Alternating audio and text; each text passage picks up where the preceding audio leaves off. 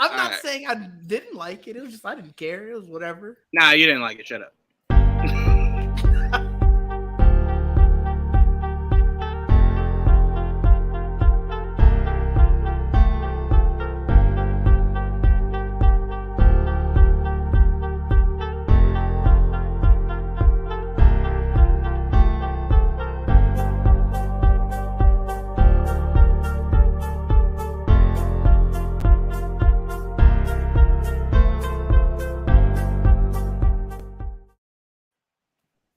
Welcome back to an all-new episode of GVN Review. Today we are here to break down our spoiler thoughts of Wakanda Forever.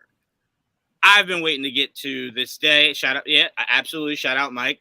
By the way, when Joel suggested that we all dress in white for the Thursday showing, I laughed and then forgot to do it, but I was very surprised at how many people showed up in white. I was just like, oh, this was like a unanimous thing, like globally. Gotcha. Yeah. Okay, I didn't. Yes. I thought Joel was just like, let's wear white. Yeah. I did not know. I did not wear white. You planned this out months ago, man. When you asked, I thought it was like one of those rhetorical, not rhetorical, but like, you know, one of those questions like, oh, all right, we're wearing black or white. And it's like, oh, yeah, white, whatever. Even though I did respond black in your comments. I did show up in black. So just saying, you know. I was honest there. I lied to Joel, but I was honest everywhere else. But no, it was just very beautiful to see the massive support, you know, and just, I guess, love for whether it's Chadwick, whether it's for what the story meant, whatever the case may be. That we kept that same energy we had for the first one, where it definitely looked like coming to America around these movie theaters. We definitely brought those memes to life of dressing like we were from Wakanda and saying we want 2 tickets and then going, for what? Come on now. Look at the fuck I'm wearing. You know what I'm here for. Come on now. Just put it right through. But overall, like I said, we're here to give our spoiler thoughts on Wakanda Forever. That right now, Didge is doing monster numbers in the box office, right? First week was 331 million worldwide. I don't even know what that budget was. The budget had to be high, like 200, right? 200 was their budget. I think so. Yeah, 200 had to be their budget. Tylo Khan looked too beautiful. Yeah, their budget was something. But all right, guys, before we jump into it, let me introduce our panel. Starting off with Trayvon. What up, dry snitcher? You know, that's fine, you know, because you lie all the time, so take it. Yes, right, again, though, whatever. Lying is not dry snitching. What I'm lying about isn't real. Went off of what I remember, so there you go. He remembered nothing. He remembered nothing, people. I'm excited to talk about this. I'm excited to finally talk spoilers and the deaths and the fights and stuff. I can't wait to talk about that. So I won't do it yet, but yeah. Absolutely. Relax. Prime, what's going on, Prime? All is good in the sports world. All is good in the comic book world. I'm good. All ain't good in the sports world. You still a Knicks fan. Stop lying. All right.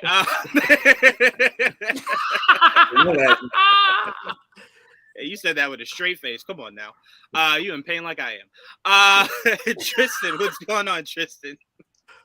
Hey, how's it going? Good. Haven't podcasted with you in a minute. Good to have you back, man. Yes, good to be back. Absolutely. Angela Bassett, everything. At this point, you got to name a street after her, a parkway or something. Like, yeah, we got to have an Angela Bassett way or something. What's going on, Didge? This is the Angela Bassett Stan account now, so just give her everything. Doing well, though. Absolutely. You know what? I'm going to change my name, too, because Shuri ain't getting enough love out here. She did her goddamn thing in that movie. She did. She did. You know what I'm saying? She did. Mike, what's going on, Mike? Hey, you know, I'm excited to talk about this movie. It was a banger. Like I said on my Twitter account, let's get into it. Trayvon, I will never forgive you. AJ, if AJ's there, can you hear me, AJ? What's up, bitches? Jesus. Why do we let him here? It's so crazy. It's so crazy. I said to myself, just skip him, right? Just be the typical Jawan, be funny and skip him. Hey, I said, no, let me stay it's Wakanda Forever. I was knocked out. No, because then you would have yelled at me if I forgot to remind you. It's a conundrum. I should have just dealt with that. Yeah, I should have just dealt with that. Yeah, I wouldn't have yelled. That would be less headache for me arguing over the crazy ass critiques people have for this movie. Anyway, thank the heavens for bringing me Joel when they brought me. Joel, start this show off properly. He arrived. Right? He arrived, right? Start us off properly, Joel. What's going on, man? I don't even know what I walked into. What did Good. it start? I don't even know. It's been 5 minutes. Everybody's giving their thoughts on the whole movie. It's impossible. No, we all just went around. We said, "Hey, did you love Angela?" I did. Did you love the movie? Thumbs I up. did. It's like, good, yeah, that was it. That was it. Mine is good. Then we're good. Yeah, it's you have no idea how. Mix now. You have no idea how mad Trayvon was. He couldn't say 3 words. You just had to put thumbs. But what's going on? I was telling them, Joel, that it was supposed to be all white, and I did not show up in all white. I did not bring a posse that showed up in all white. But the theater was majority all white. You guys are all white. There's a bunch of people there in all white. Wearing all white is what he means. Thank you. Yeah. No, they had white face. They had everything. It was the whole nine. Powder as I had white people inside of me, so yeah. Oh, my theater was all black. Wait, you did, Trayvon? I had white people inside of me. Yeah, all right. So. Did you look at them like when the Black Panther got hurt a little bit and they jumped up and you were like, "Hey, it wasn't that all right now. You fucking clap." Okay, that's what I thought. Shit. We don't often get to check people. You know what I'm saying? I would have enjoyed that response. We are 7 minutes into this video already, y'all. God, it's going to be a crazy one. It's isolation out here. You know what I'm saying? It's this our time. You know, it's November's us. We up right now. But all right, let's jump right into this, guys. All right. So let's start off with our thoughts on this movie. Prime, I'll start off with you, man. What are your thoughts on this movie? I thought it was good, man. I thought it was good. As you know, I got to attend it, of course, that Thursday night. I think they had it shown in about 3 theaters where we were, and our theater was, I think it was sold out in our theater, but it was like 8-10, but it was pretty close. But you guys, we're talking about the fanfare for it. There were tons of people out there, not in our theater, but the theater that let out just before us. Nothing but Wakandan gear, man. Like they made the news out here. Crazy news in the paper. It was crazy. But the movie itself, man, I actually thought it was pretty good. I'm hearing, a lot of everybody's critiques on it, what was good, what was bad. Some people I'm wondering, and to each their own, even the people that had some bad critiques about it, let certain things spoil a whole movie for them. But for me, it was good. I think it started off emotional. So people in the theater off top were already, 2 minutes into the movie. There's eyes watering and people sniffling already. But I thought they blended it real well. Once we got through the first part of the morning to T'Challa, they didn't really take long for us to get to the action. I thought that was great. We got the great performance, like you were mentioning, up top from Angela Bassett, which was beyond phenomenal. Like some people can kind of overdo things. She was just on point. I'll go ahead and echo what you said, Juwan. I don't hear anybody talking about, Shuri. Letitia Wright. Y'all not going to convince me that she didn't give a performance like of a lifetime. She was like the right amount of, anger, without overdoing it. She was the whole silentness of it. She was on point. I don't think anybody's talking about her the way they need to be talking about it. I'm going to be honest with you. I gained the confidence in her because I don't know of Letitia Wright's acting credits. Right, I saw her in that one episode of that Netflix, Black Mirror, and then obviously Black Panther, right? Mm-hmm. So seeing her in Black Panther, she was kind of like not supposed to be a focus. Like you were focused on so many other phenomenal actors, you didn't really focus on her. Same with Infinity War, right? Mm-hmm. So like this was my chance to kind of see her be given the ball. And I compared it to, and again, I'm not saying their acting styles are anywhere near the same, but I compared it to how I felt about Gal Gadot. So I'm like, oh, no. You about to take this franchise on your own? You got to show me something. And so much of her performance in that first Wonder Woman was just powerful, right? And I felt as though Letitia and Shuri both kind of had a similar journey to where they both earned the title of Black Panther in real life and in the idea of the movie. I was just blown away, just truly blown away. It was really beautiful to see her really kind of come out. I want to see more roles from her. Like, I want to see nonstop roles going forward. She really stood out. But I'm sorry, Prime, go ahead. Yeah, I know there's some mixed feelings about Riri being in this movie, but I enjoyed it. I think she was just, all of her lines to me were right on point. They came at the right time. She was delightfully funny when she had been keeping a serious face during the whole thing. I can imagine, I would have loved to be on that set when they were shooting those scenes just to see her deliver those lines. I think that was perfect. Also, keep in mind, she originally auditioned for Shuri's role. Yeah, a lot of people didn't get it. So that was probably a fun conversation between the two of them. Just like dope full circle moment. You got my shit. You killing it though, but you got my shit. It's all right. I get to be Ironheart, but you got my shit. But yeah, no, I definitely thought her addition to this was a lot of fun. You know, it was I don't want to say refreshing, but it was kind of a boost out of grief for moments, you know, to where you're kind of just like, okay, all right, I don't have to deal with crying right now. We're outside of Wakanda for a little bit. Perfect. All right, Riri, make me laugh. All right, beautiful. You did your job. But no, I really thought that she brought a lot. She really made me excited for her series to come out next year. Small little fun fact before I pass it right back to you, Prime. I told Joel and he laughed at me. I was looking for a small little cameo in this movie when they went to her school. She does happen to go to the same school as Ned Leeds in MJ. Yeah. And I kind of wanted a little nod. You know what I'm saying? I was greedy, but I was looking for just a walk by. You know, nothing like a long dialogue. Just, you know, they were walking by and it's like, oh. It didn't happen. He said he hated the movie after that. I did. I went to Twitter immediately and said, no. We got to move past. It's Black Adam right now. But no, I was kind of thinking that like that would have been pretty cool to see. You know, just a nod. But go ahead, Prime. Lupita was fine as hell. I mean, that's people in the theater. It was just like she came on. A couple of white guys actually. Damn, you know, it was like.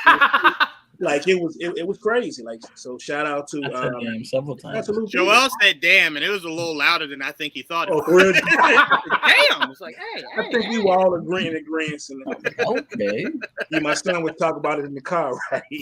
So, yeah, that was crazy. I had mentioned to him when we were going that I was hoping that, you know, I knew we were going to get a side of the Midnight Angel outfit. So, you know, we got that. I was thoroughly happy there. And I was kind of proud of myself for at least, I don't always catch everything the first time, but beginning of the movie when Shuri was talking about burn the world down or whatever, immediately I knew. I said, yep. Yeah, we definitely going to be seeing my man Killmonger here at some point or another. So we saw how that translated at the end. I don't have a lot of stuff that I didn't like about it. I don't think that Winston Duke's character in his acting in this movie. M'Baku. I don't think M'Baku was. I mean, I liked him, but I don't think his acting was as strong in this one as it was the first movie. But I mean, it's okay. You know, it didn't spoil the movie for me. I thought it was all right. I also thought that Namor, I grew up calling him Namor, whatever it is, was okay. Sorry. Everyone did. He was okay. Well. To be fair, you don't have to correct yourself because the man definitely looked the Queen and Shuri in the face and said Namor. Yeah. And the first moment they got to tell people of his name, it was Namor. They whitened the shit out of that. Yeah, I grew up on Namor, or more or less, you know, Submariner. That's what I had known him as. So, and I didn't really hate his performance. I thought he was okay. He did better than I thought he was. Still wouldn't have been my choice for the actor, but I thought they did a great job with him in the fight scenes, especially when they invaded Wakanda. The visuals there were pretty cool. I still would kind of like to get somebody a little bit closer to the Roy Thomas and the Bill Everett, the guys that they put out for me when I was growing up. But it was okay. I thought he was cool. The only other probably small critique I would say, the movie was a little long in the middle. And I understand what they were trying to build, and I still think they could have still shortened it a little bit. I don't know if we needed that much, Telecon or not. I understand you wanted to present it and make your point, and you weren't using Atlantis and all that. I get it. I think it could have been a tad bit shorter. I'm not by a lot. I'm fine with running over 2 hours, but I think they could have cut some of that out.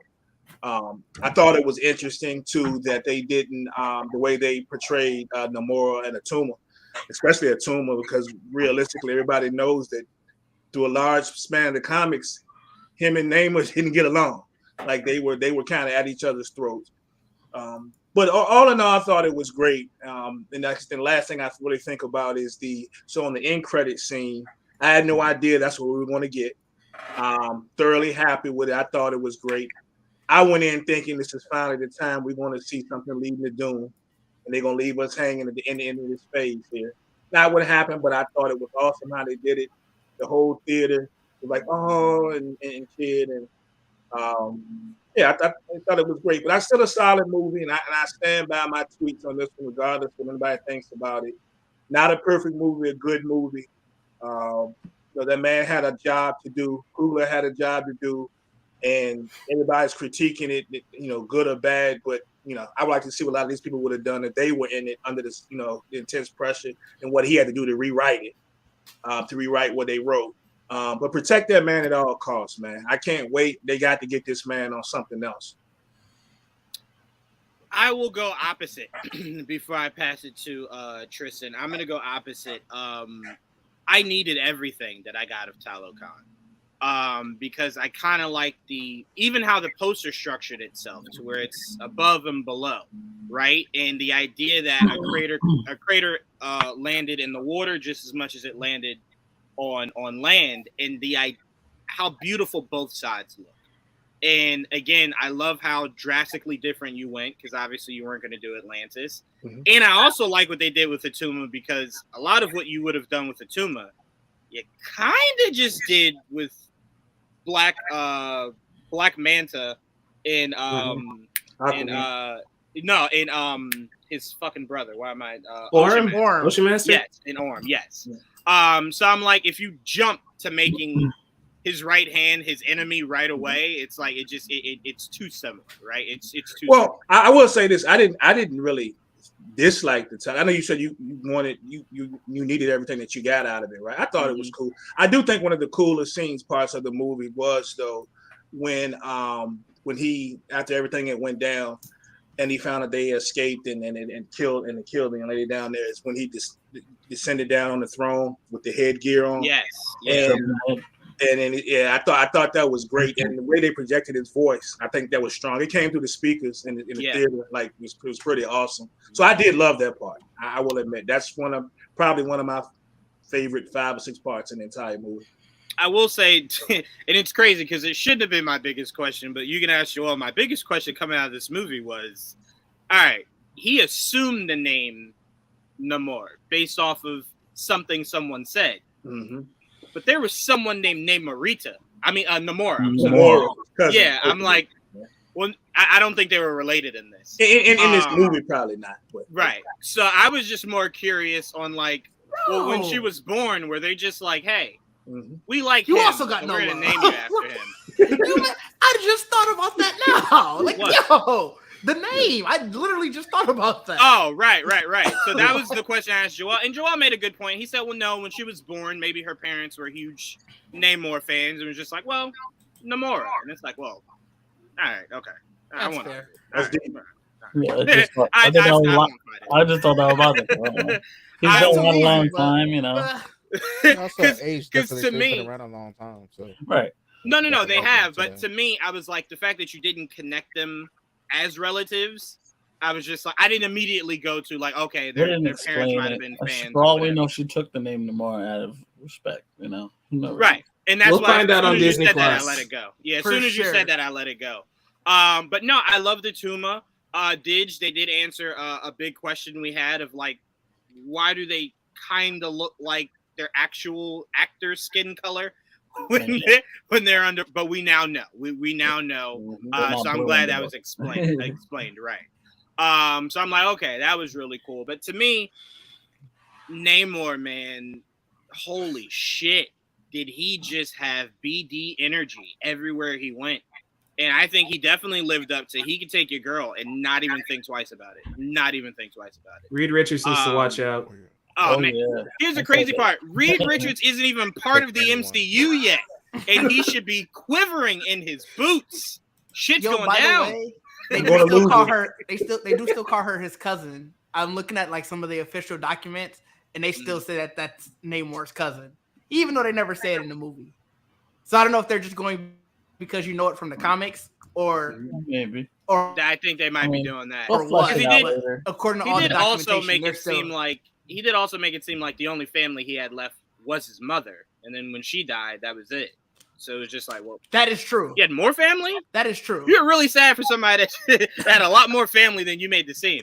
But again, if that's what they're saying, that they are related, to me, I love comic accuracy, so I'm for it. But even if they're not, the way Joel explained it to me was perfectly fine. But no, I loved everything about it, man. And I will say, as I pass to you, Tristan, probably my favorite scene right now, and it probably has changed like 3 times since we saw it a second time this weekend, but when M'Baku is explaining to all of Wakanda of like how big of a problem Namor can truly be, and you just hear that.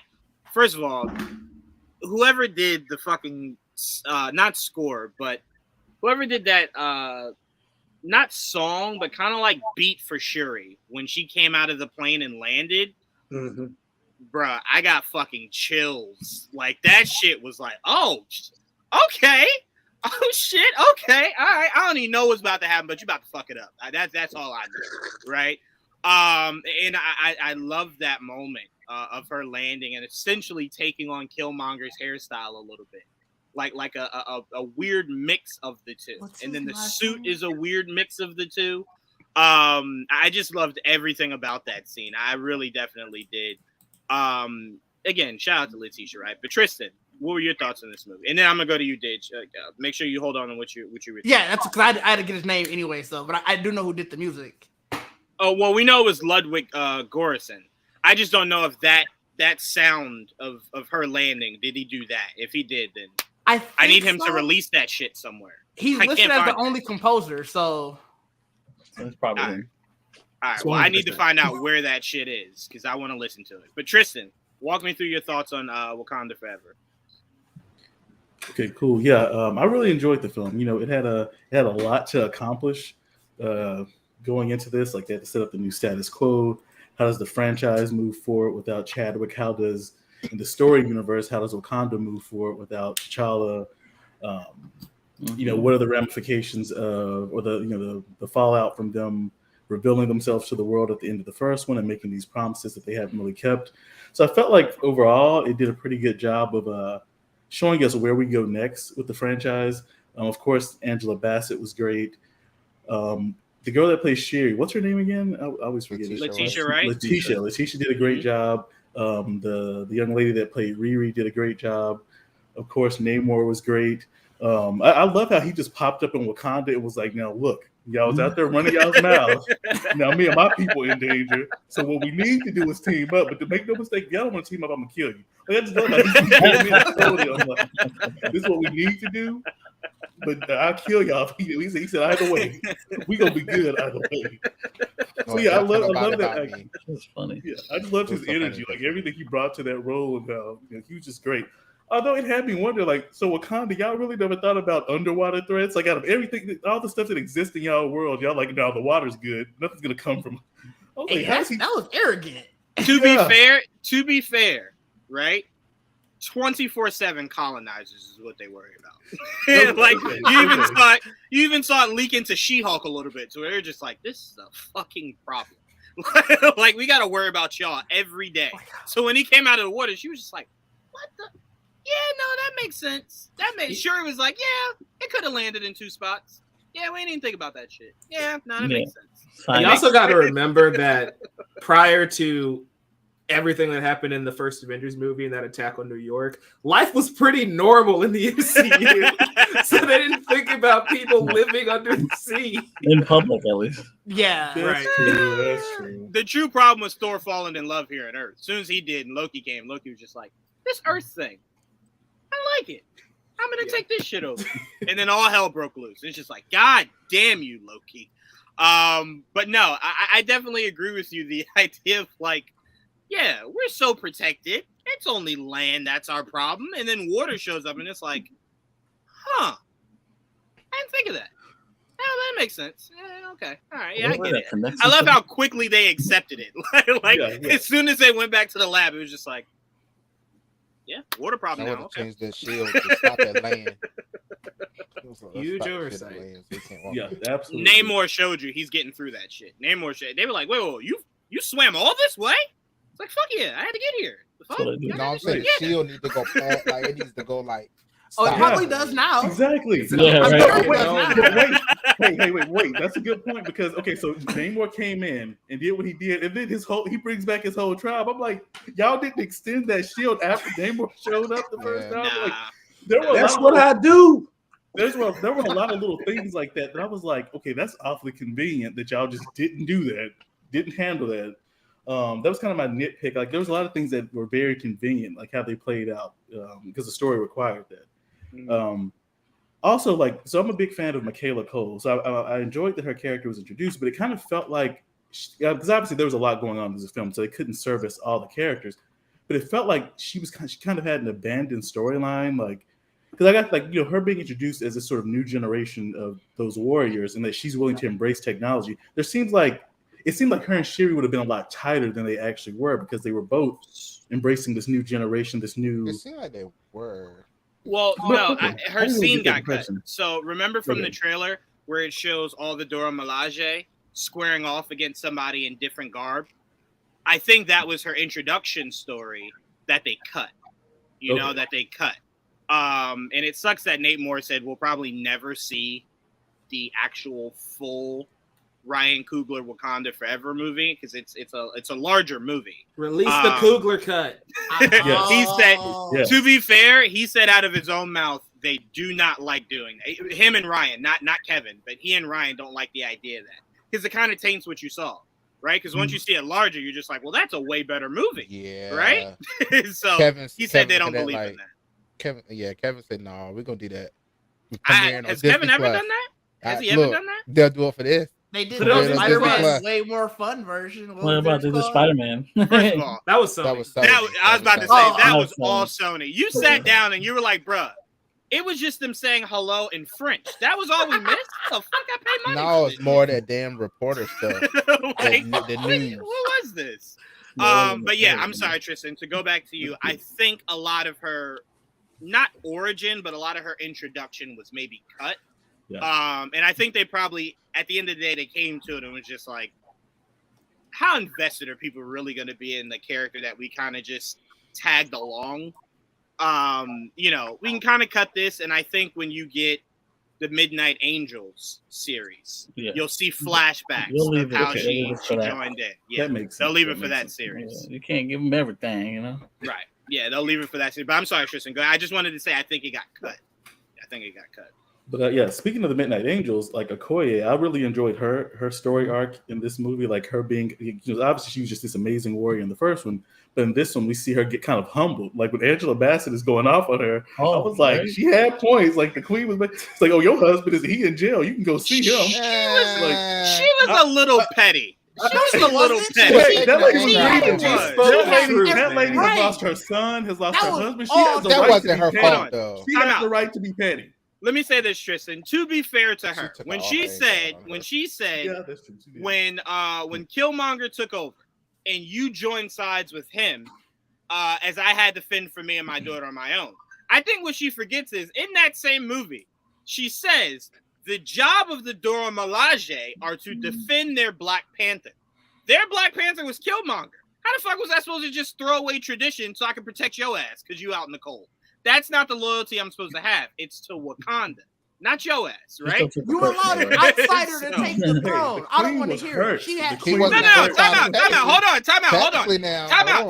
Hold on. I watched T'Challa get his ass beat same way you did. I ain't allowed shit. You raised a son who put emotions first, got his ass beat in front of everybody. All right, I ain't allowed shit. He got his ass beat fair and square. No, man. I think what we're all just. Ramonda was right. The princess got kidnapped, y'all, and I feel like in most kingdoms that would be penalized by death. She actually let Okoye off way easy. Time out.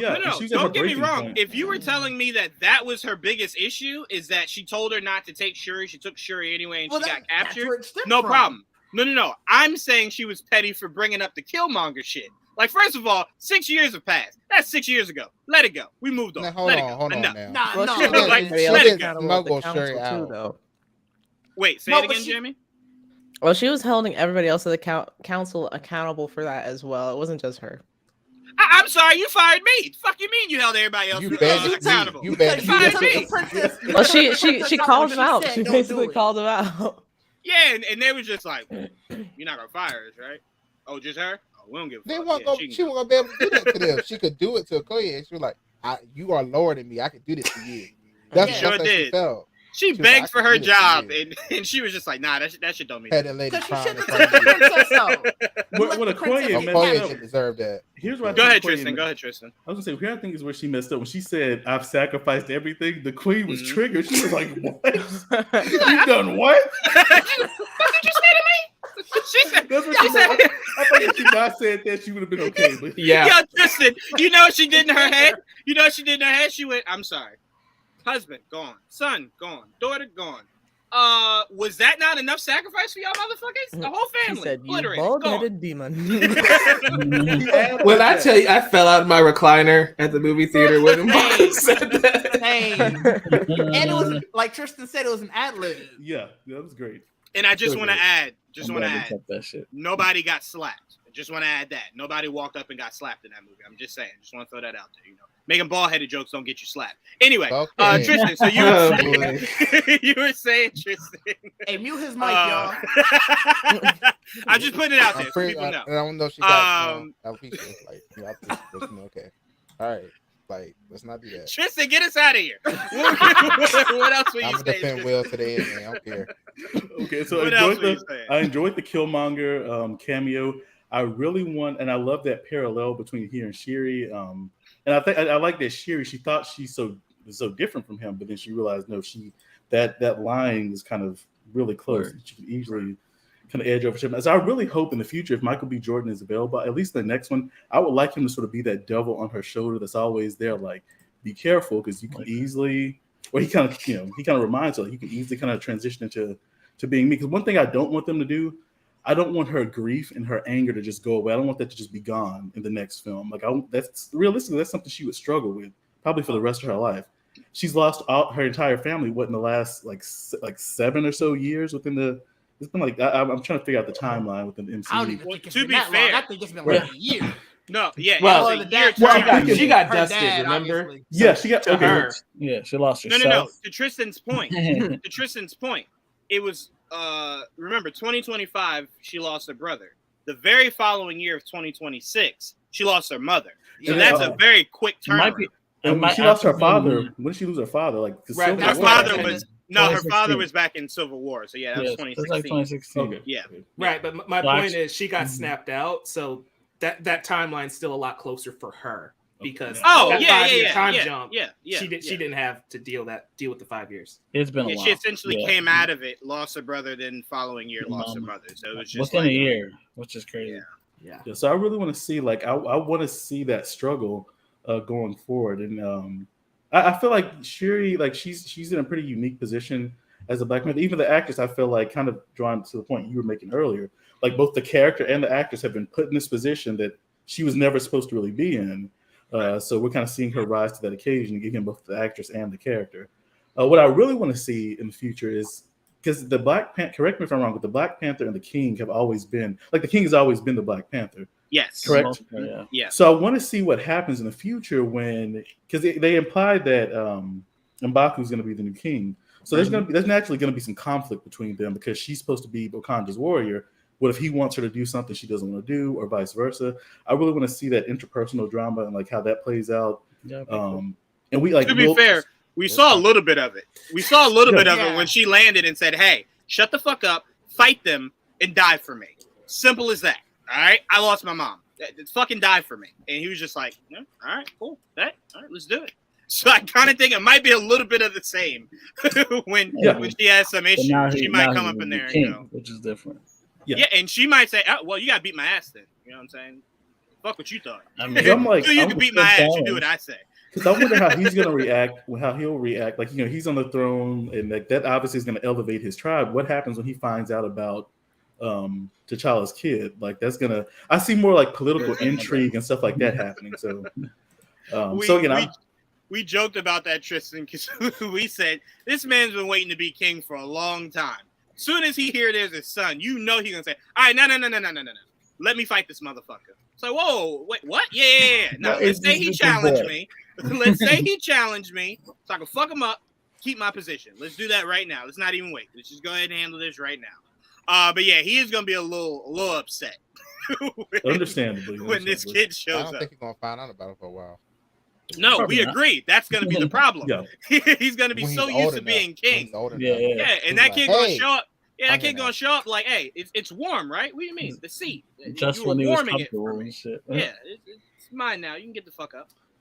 So so y'all don't think that, like, because obviously we're probably not gonna get another Black Panther film for another like 5 or 6 years.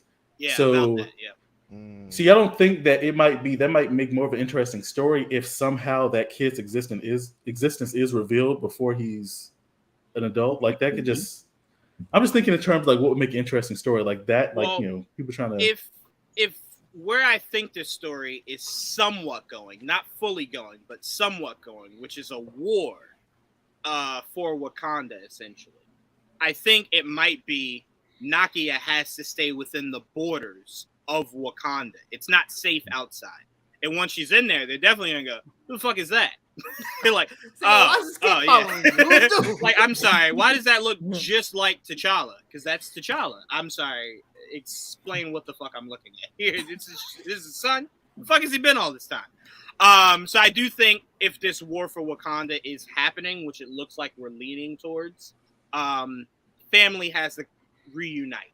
And in being reunited, I think they'll have to make it known that T'Challa did have a son. Which I thought was really, Tristan, really quickly, tell me your thoughts on when you look back to, like, when Shuri asked, like, did my mom ever meet him? Right? And it's like, yeah, she met him. We don't think he was the first kid to introduce himself when she went to go visit Nakia. At the school, yeah. Yeah, at the school. He was the kid that was asking, he was asking, "Are you here for the..." "Oh, yeah, I'll show you."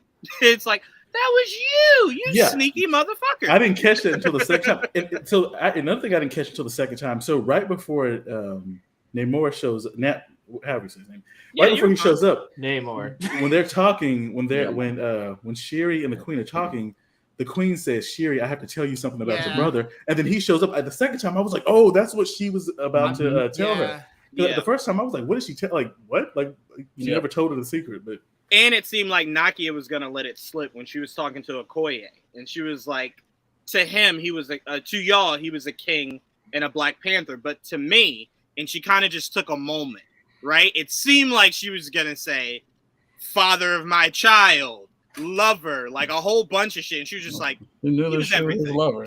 Like, he was everything, right? He was everything for me. So that was really cool, and I would like to see how Wakanda reacts, because I kind of feel like Okoye would feel this weird need to always protect him, right?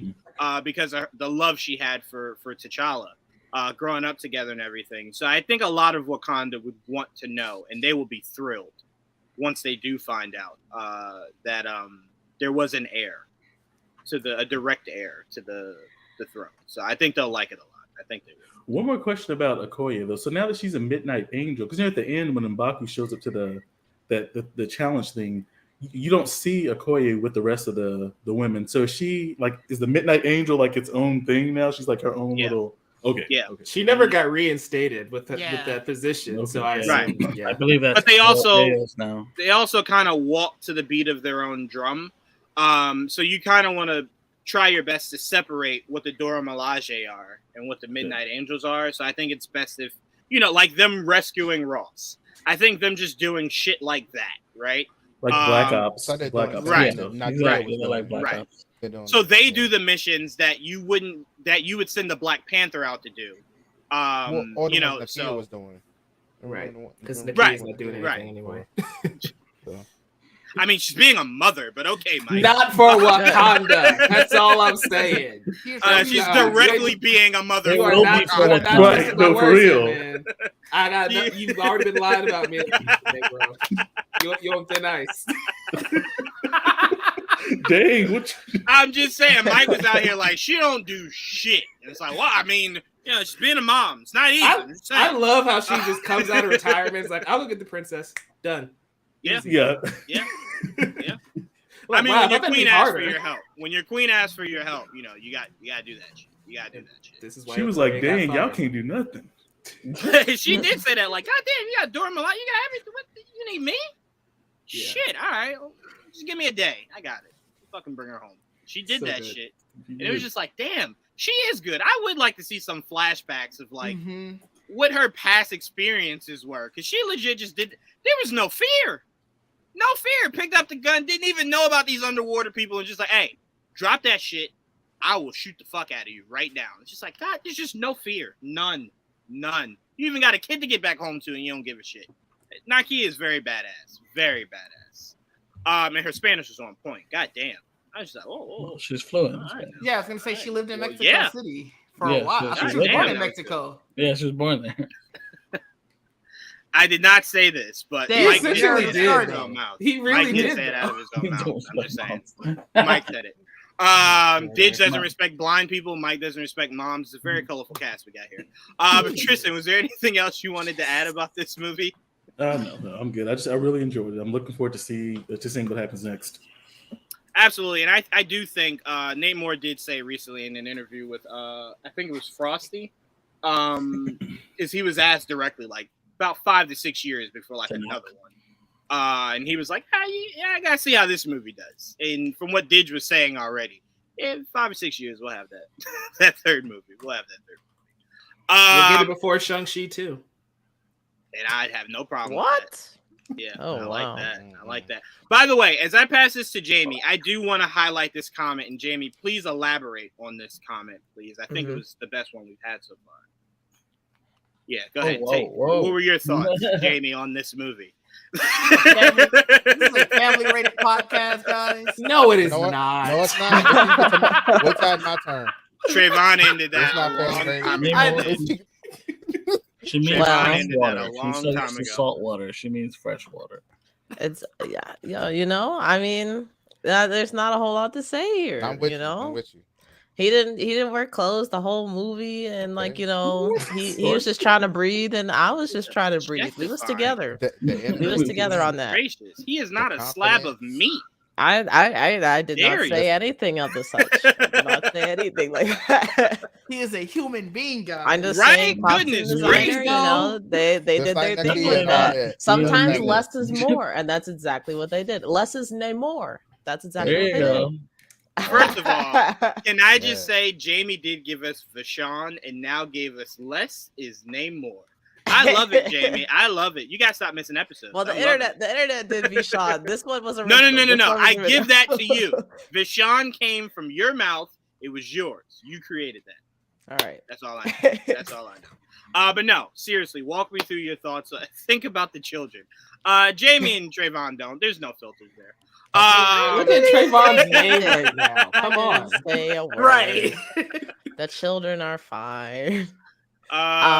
Goodness gracious. Out here trying to save his people, y'all objectifying him. Anyway, go ahead, Jamie. Your thoughts on this? He knew what he was doing.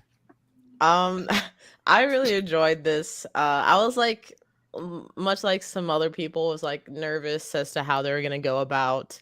I was nervous as to how they were going to go about like making this sequel, even for me, like touch the success of Black Panther. And I think they did a good job and were actually able to do that.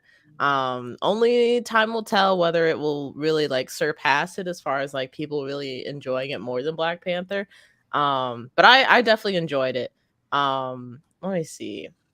Oh, one thing, I was listening to the podcast as I was eating dinner, and one thing that Tristan mentioned was like there was like a lot of different like coincidences and stuff that happened. And one of the things that my mom pointed out after we walked out of the theater was like, so Namor just gives Shuri this bracelet that his mom had, like the only thing that he has to remember his mom by. He's like, here you go, like you can go ahead and have this, it's fine. And then it conveniently, comes into play later. I'm like, yeah, that was a little bit weird that, that was like literally the only heirloom he had from his mom.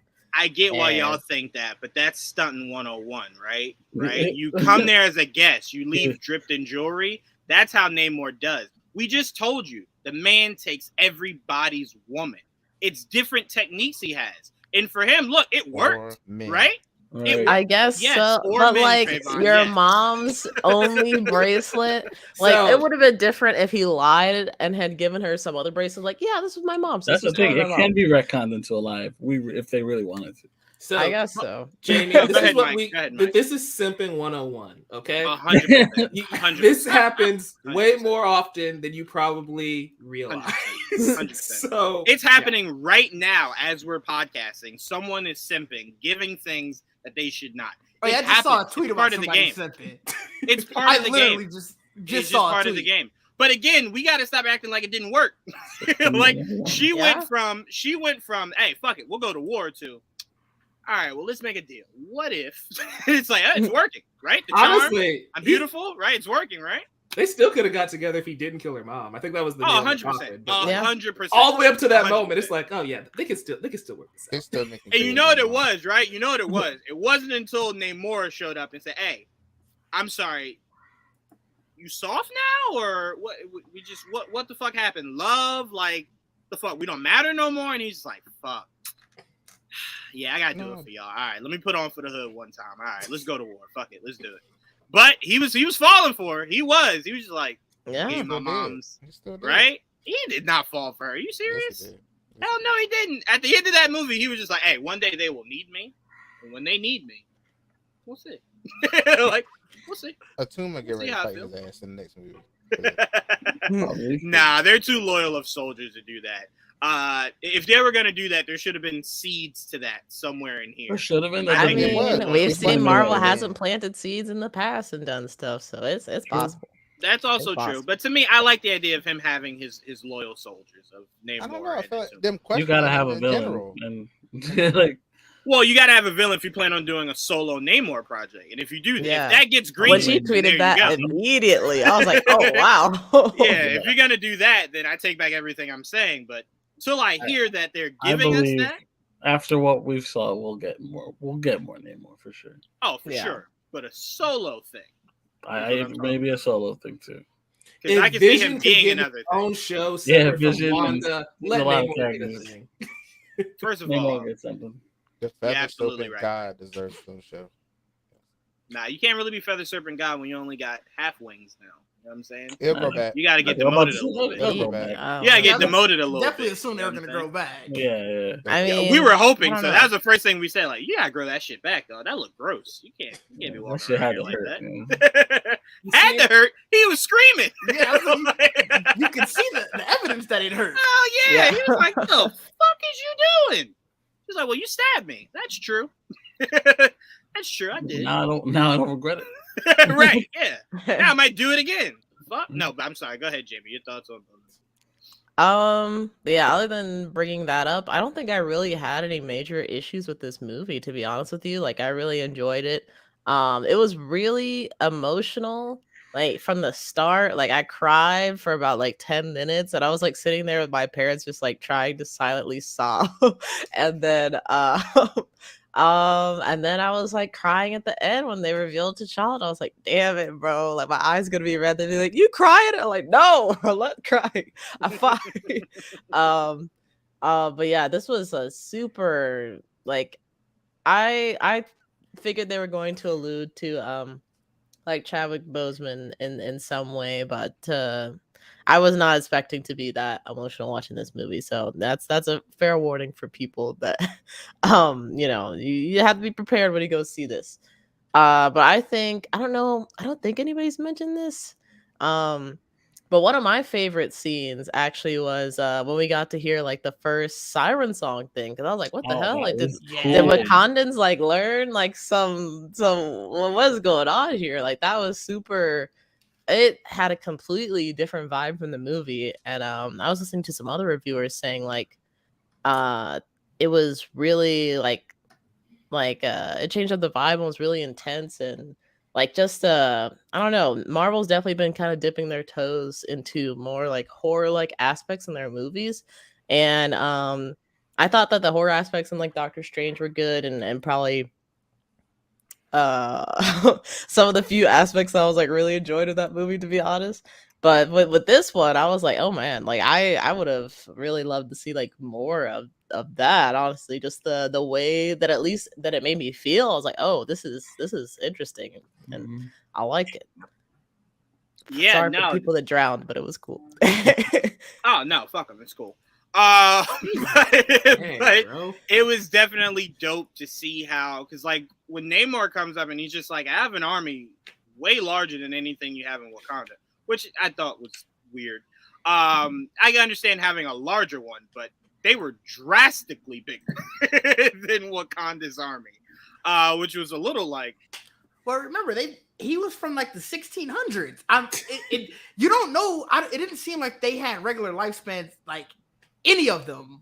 So they might have just been just growing since then. Army. That's fair. That's fair, Didge. But my bigger problem is when we got towards the end of the movie on the boat, where it was all of Talokan essentially surrounding what looked like the 6 motherfucking protectors of Wakanda. It's like, god damn, that's it? Y'all been talking too much shit to the Americans for you to have an army that can regress to be that small. You talk a lot of shit, like a lot. But no, I mean, to me, just seeing the different aspects of how powerful Talokan can be was very interesting. Like, seeing that was just like, bitch, I don't even have to come out of the water to kill you. I just sing some shit, right? You know what I'm saying? Turn that auto-tune on a little bit, sing that shit. You can just fall to your death. You know what I'm saying? So I'm like, shout out to Namor. Honestly merciful compared to some of the other things they did to people. I mean, yeah, God bless the people in that helicopter. Namor didn't give a fuck when he threw that shit. He was just like, well, you're gonna die today. It was so funny because when that helicopter scene happened, my sister leaned over. She was just like, that's nothing. We've seen Cap pull it down with his one arm, with his one hand. And I'm just like, the precedent we live in. She's got a point. Dude was see what the fucking Russo brothers did. That is the fucking precedent they set.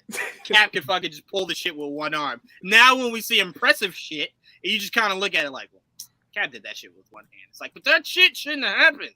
Namor's is the more impressive shit. Same thing. Namor's is more impressive. I'm not even close to the Shuri beat Namor like that, so he's fine. I mean, you saw her beat Namor like he's that. He's a god. He got beat like that. I thought beat like that. I mean, no, he got outsmarted. Yeah, no, he just got outsmarted. Yeah, she outsmarted him. Is what she did. No, and you see, Trayvon, you saying that is the same argument I had to wage with people when BBS came out of. No, Batman shouldn't be. He didn't beat Superman. He just outsmarted him. There's a difference, right? There's a difference. Superman got up at the end of the day, right? Beat is you can't even. Right? Technically, you just got outsmarted at the end of the day. Who? Namor? Yeah, he did. No, Superman. Oh, because that same day he ends up he dead, did die. But... Yeah, that's fair. That's fair. He didn't kill him. Right, he didn't kill him. But no, to me, I didn't take it more so as her beating him. It was just, again, someone of his, and again, that's why I loved how they leaned into the actual character of Namor. He's just so. I'm trying to think of the word. I don't want to say confident. I think he's so arrogant, right? It was the idea of. Well, I wanted to make sure I said exactly what I was saying. He's so arrogant. You can't fucking beat me, you little panther, and your fucking panther shit. Like I told you, during the movie, I'm like, if he just went straight to the water, this would have been over. Oh, 100%. But he stayed behind, and he fought her. He stabbed her, and then went to the water. overconfident, thought that was over. And, you know, he paid for it.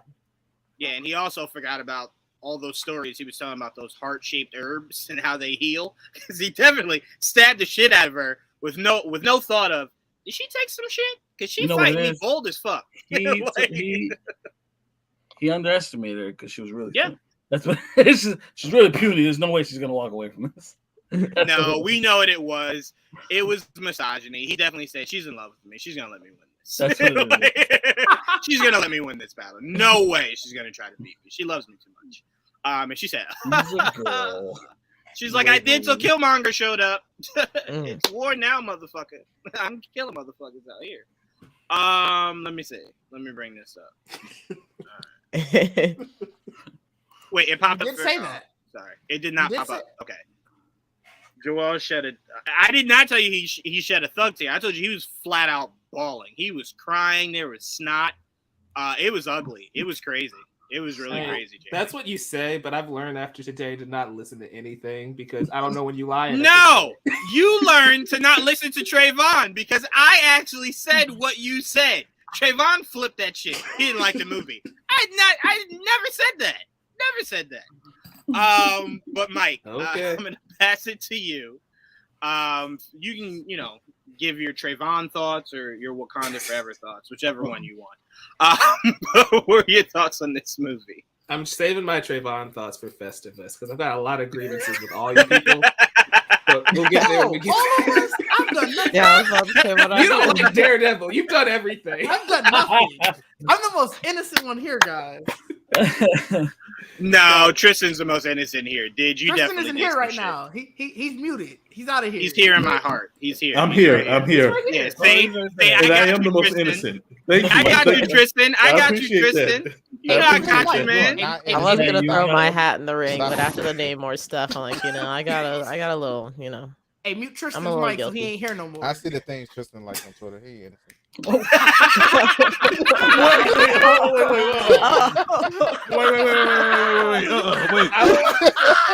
Oh, no. You not getting away with the innocent shit. You not getting away with the innocent shit here. Wait. Hold up. Trayvon, how you just gonna put me out there like that? I'm just saying, like, we're not gonna let get over that now. I did not deserve that. No. First of all, now mind you, he's right, but still. See? First of all, Tristan didn't deserve that shit because the only way Trayvon knows that is because he be liking the same goddamn shit. That's right. Yeah. I stand in mine though. Y'all know who I am. So go look, please. Listen. I can't tell you how many times I look through my feed and I go, that's typical Trayvon liking shit. I'm like, oh, what is that name next to Trayvon's? Tristan. I definitely see it. Damn, I definitely see it. She's like, oh man, crazy. This is why I'm not I had to get back on Tristan camera for didn't that. do anything to I had to get back on camera for that. I couldn't let that go. I don't know. It's just been tricking me. I was like, hold on now. Okay, so Mike. So wait, as we get order here, Mike, as I pass it back to you, one thing we learned as a family, we learned about Trayvon. You do no dirt in front of Trayvon. This motherfucker will snitch. Like there is no. It was unwarranted. So Trayvon is definitely that dude that when the cop walks in, Jawan did it. I know where he put the body. I got the text message. He's like, I didn't even say a word yet, but I'll take all this shit. That's Trayvon. He's Anthony Anderson in that Transformer scene. But he just started snitching. It's like you're trying to say I'm not innocent. Like it's like Trayvon, you said you're not innocent by snitching. So terrible. I was like, no, hell no. Everybody going down. No, not just me. Damn. All right, well, Mike, you got a realistic gripe with Trayvon, and we now support it. Okay, we support it. Oh man. And I learned that I have to deactivate my Twitter. I don't trust Trayvon. I don't trust him. Watch your likes. I just make sure Trayvon doesn't know where our it puts it on my timeline. It's not my fault. It's not my fault. Yeah, I see it. That's what it's on. It's on your timeline. I don't know. You attacked Tristan like you did homework. I don't know. I don't be trusting you now. That's order number one. I'm gonna call Elon tomorrow and get that picture removed. Please do. Please. Just get Trayvon and hate that they AJ do that removed. That's anyway. it. Just do that. Just do that. Yeah. Just do that. Yeah, just do that. But go ahead, Mike. Sorry, your thoughts on this movie? I don't know anymore.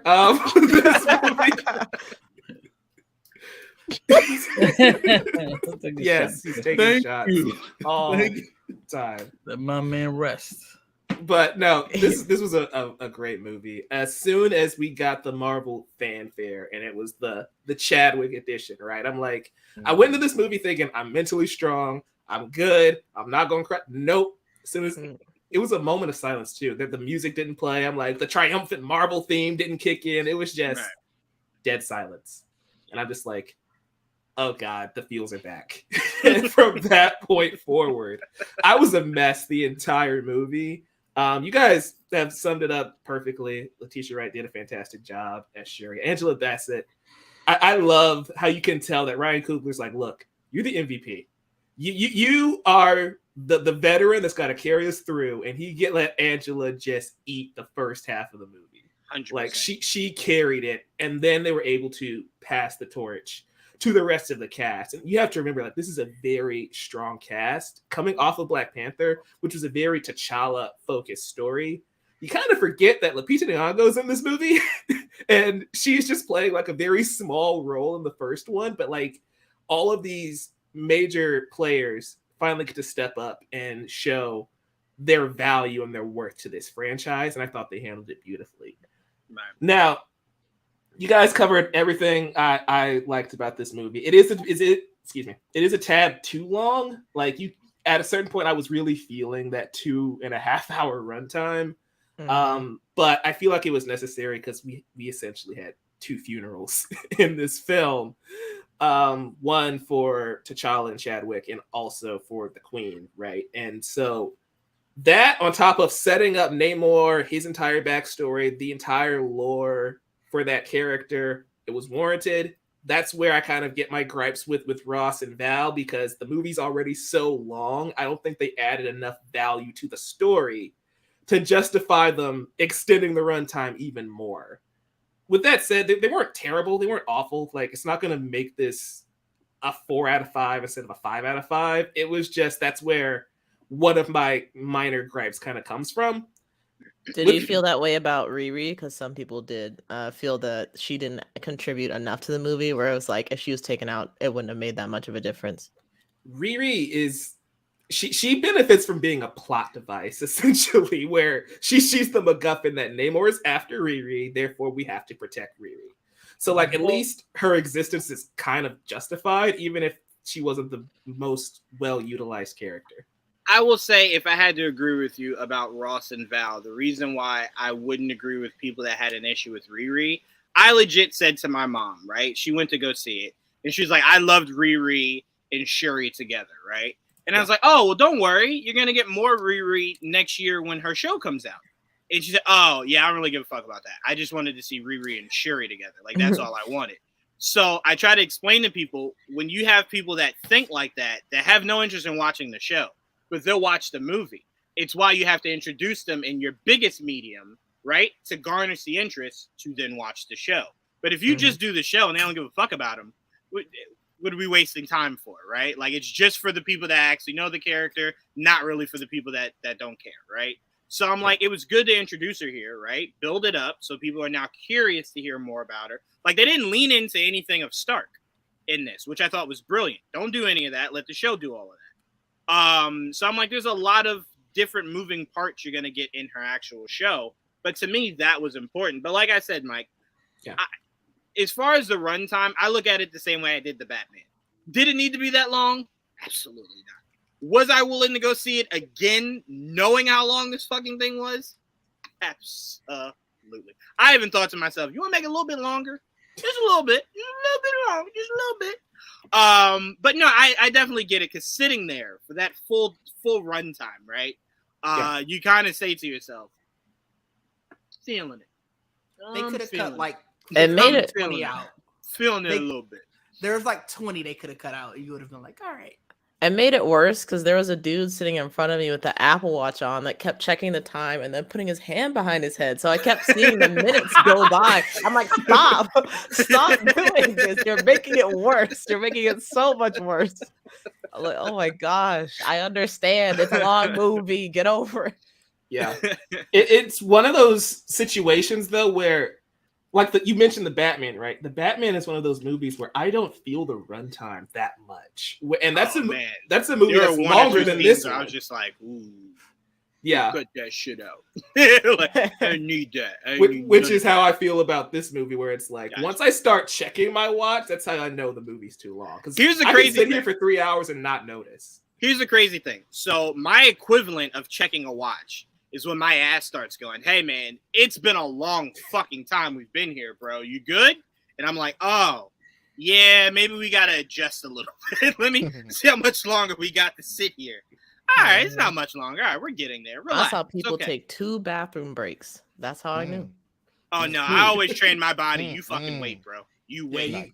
I was kind of pissed. I'm like, y'all really gonna do it twice? Like y'all really got up and was like, I need to go bathroom, but I'm also gonna get another soda. Like that's what you did. It's really? So funny because me and Joel, it feels like we do this almost every Marvel movie. The end credit scenes roll and some people leave, and we very quietly go, "Oh no, don't go, no, come sit back down." It's like whatever. Sometimes I get bold enough and say, "Hey, there's after credit." Sometimes I do it. I give everybody a dirty look. I'm like, you're just petty. I mean, I'm very petty. To me, I allow them to go because it's just like those people that spend a shit ton of money on food and then they leave a good portion still on the plate, and it's like, bitch, you could have taken that home. All right, you just wasting that shit. All right, doggy bag, motherfucker. Some people like looking them up after they leave the theater because they're just like, it's faster just to read a description or whatever, so they don't care. But it was the credits literally only went for like 2 minutes before the scene came up. They might have had to pee though really badly. Some people, I had to pee so bad that shit was starting to seep through my eyes. I stayed. I needed to see that shit. Okay? Like you need to see a doctor about that one day. Forget the movie. So I don't know how we transition out of that one. If you aim, make it work, Mike. Make it work. Can we get on the screen? Go to the bathroom right before that. When Nicole Kidman get on screen, that's when you go to the bathroom right before the movie. Oh man! No, by the way, gotta stand up when Nicole Kidman's on screen. Time out. I'm gonna be honest with y'all. I know a lot of people freaking out about this Elon Musk shit ruining Twitter. Nicole Kidman's starting to ruin fucking movies for me. You already make me sit through 3.5 hours of trailers. Then I gotta watch her say, "Enjoy your movie." Nicole Kidman. That's why I'm here. I'm enjoying this movie. Movies. You stand up and respect it, Jawan. Nah, fuck all that. Nope. Mike, you go to AMC theaters? I kneel during that shit. I was gonna say Jesus. When I'm actually there. You stand up for it. I was gonna say, heartbreak feels good in a place like this, man. Yeah, because you know what the crazy part is? It's not even Nicole Kidman. It's the idea that because we work in the profession we do, almost every fucking trailer that they show, we've seen a week before, a month before, a day before, 2 days before. So I've seen all these trailers. So I'm like, I've seen this shit. Get me to it. And then when they're ready to get me to it, Nicole Kidman's like, "Are you ready?" Motherfucker! Ooh, I'm put the fucking movie on, Nicole. Like, stop playing with me, dog. Stop playing with me. I mean, it's either that or it's Greg Marcus telling us. Right, you guys don't have to tell us to turn off our phones. So we don't even know who the fuck that is. Exactly. Every theater does that. Is my point. We make movies better, damn it. Okay. Oh my god, that's for that shit in the chat, me so off, we can man. See what that entire deal is about. But yeah, Ryan Coogler, fantastic job. He has proven that he is the best director in the MCU. He's tired of Nicole. I'm telling you, yo. Hashtag stop Nicole. We need to get this thing going. Get the fuck out of here, dog. I could have sworn she renewed the contract. She did. She signed wait. They better not give us a new trailer. I want the same trailer. Nah, you know they're gonna spice that shit up. You know it's gonna be interactive. You gotta hit a button to respond. You know they're gonna do all kinds of weird shit. But yeah, she did re-up like NBA contract. Like they showcased that shit. Like ESPN and everything. It was like she just renewed her deal. Interesting trailer. What? I've never seen it. Ooh, there's only one AMC. You said that was interesting? I've never seen it. I get it if you've seen it all the time. It's only cool. There's only one AMC in Milwaukee, and it's the worst theater in town. Right. So I you know what, Didge? You know what? From now on, when you sit down in the theater before your movie starts, you gotta watch that shit. No, every time like you gotta Mike watch said, it. I already got to do it. Greg Marcus talking about, hey. I love how y'all keep saying Greg Marcus like we know who the fuck that is. Marcus Theaters is like the third biggest chain in the country. I guess it's just up in our area, not down where you guys are. But 100%. I digress. 100% it is. Movie's a banger. Rihanna, I love you. I'm done. Yeah, I was a little upset that that was man. supposed to be like the movie song, and you played like 3 seconds of it at the very, very, very end of the movie. I was like, well, goddamn, but shout out to Rihanna. It didn't really sound like it was gonna be like the anthem or anything we like not something that you would be like, yeah, I want to bump this, like it's kind of a not a downer, it's a but song. Like, yeah, it's a tribute song. Also, she made up for it because Riri did definitely say, "What you got on yet? Is that Fenty?" And I was like, Rihanna, you slick motherfucker, you. I see you. Mm-hmm. I see you. You slid that shit up in there. Okay, all right, respect. I ain't mad. Product placement at its finest. Just because I can't stop looking at give Angela Bassett everything. Even the male awards too, right? Like best everything. actor, everything. Best sound design, cinematography. Best cinematography, screenwriter, everything. Yo, I'm just picturing Didge just saying the nominations, and the nominees for best director: Angela Bassett, Wakanda Forever. You see Ryan Coogler? The fuck? Angela's just like, it's me and Didge. It's cool. But no, Didge, walk me through your thoughts on Wakanda Forever. First, I got to quote my man Shaq as he did to Christian Wood and tell Ryan Coogler and Letitia Wright, I owe you an apology. Clearly, I wasn't familiar with your game because I went into this movie thinking there's no way they can live up to what they did in the first one. And man, was I wrong. Man, was I wrong. This movie was great. We laughed. We cried. We had action moments. I got mad at points. It was everything. I'm not kidding. Like, it was insane. To what Prime was saying when Lupita showed up, there was a lady who audibly gasped. You heard her when she saw Lupita, and I was right along with her. It was amazing. Like, I had such a good time. Like I said, I already went to go see it again. Okay. Oh my god, no! Oh my god!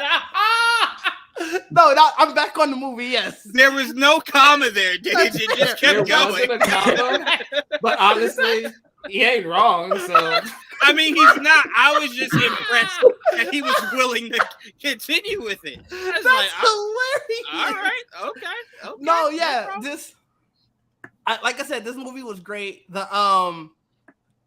I didn't think that they were gonna hit us that hard right from the beginning. Like, it jumped in like, yo, you already saw the tribute at the beginning. You want to cry some more? Here's the death scene. Like, what are we doing here? Namor, the changes to his backstory were so good. Like how he got his name, until when you brought up the whole Namor thing, I didn't think about that. But the way that, and they didn't call her Namor, they called her Namor still. Right. And don't forget, there's a Namorita somewhere out there. So, that's also funny because to his people, he's Namor, but she's still Namor. She's still Namora. Like, they didn't say Namor. So but that's why I say I think she's fully established herself as like the second general. So it's kind of one of those things where it's like you get why she carries on that name. She's earned it essentially, right? She's earned it. Fair. It's why when she came up to him and was like, "Hey, you acting real fucking soft right now, dog." You know what I'm saying? Like, what's good? You know what I'm saying? He accepted it and was just like, "Nah, you right. All right, let's go to war. You right. She earned that respect for him. So I'm like, that's why I said when Joel explained it that way, I'm like, yeah, it makes sense. But in the moment of it, I'm like, y'all just saying her name like that shit's normal. Like that's his daughter. I didn't think anything of it because I think just from knowing from the comics and just it was just always in the back of my head, like, all right, yeah, it sounds legit. Until you brought it up, and I was like, wait, that is weird. Hold on. I'm the one normie in the chat who doesn't read Marvel comics. I I didn't remember anybody's name except for Namor. I'm with you. Real. I don't read them It's either. alright. I don't read them either. It's alright. It's alright. Well, I do Trayvon, it. stop saying That's it with fine. pride. Stop I think- saying it I with think pride, that's it. Trayvon. Don't say it with pride. So it's like these were not questions I had. I'm just like, okay. But like I told you before, Mike, just fun fact. In the comics, there are 3 of them. There is Namora, and Namorita. Why is Namora? Namora Who sounds is kind of Namora? pretty, actually. I like Namora. I just can't wait for Namorita. That's when the game really changes up. I You know love what I'm it when they That'd be call me interesting. Namor. Oh, God.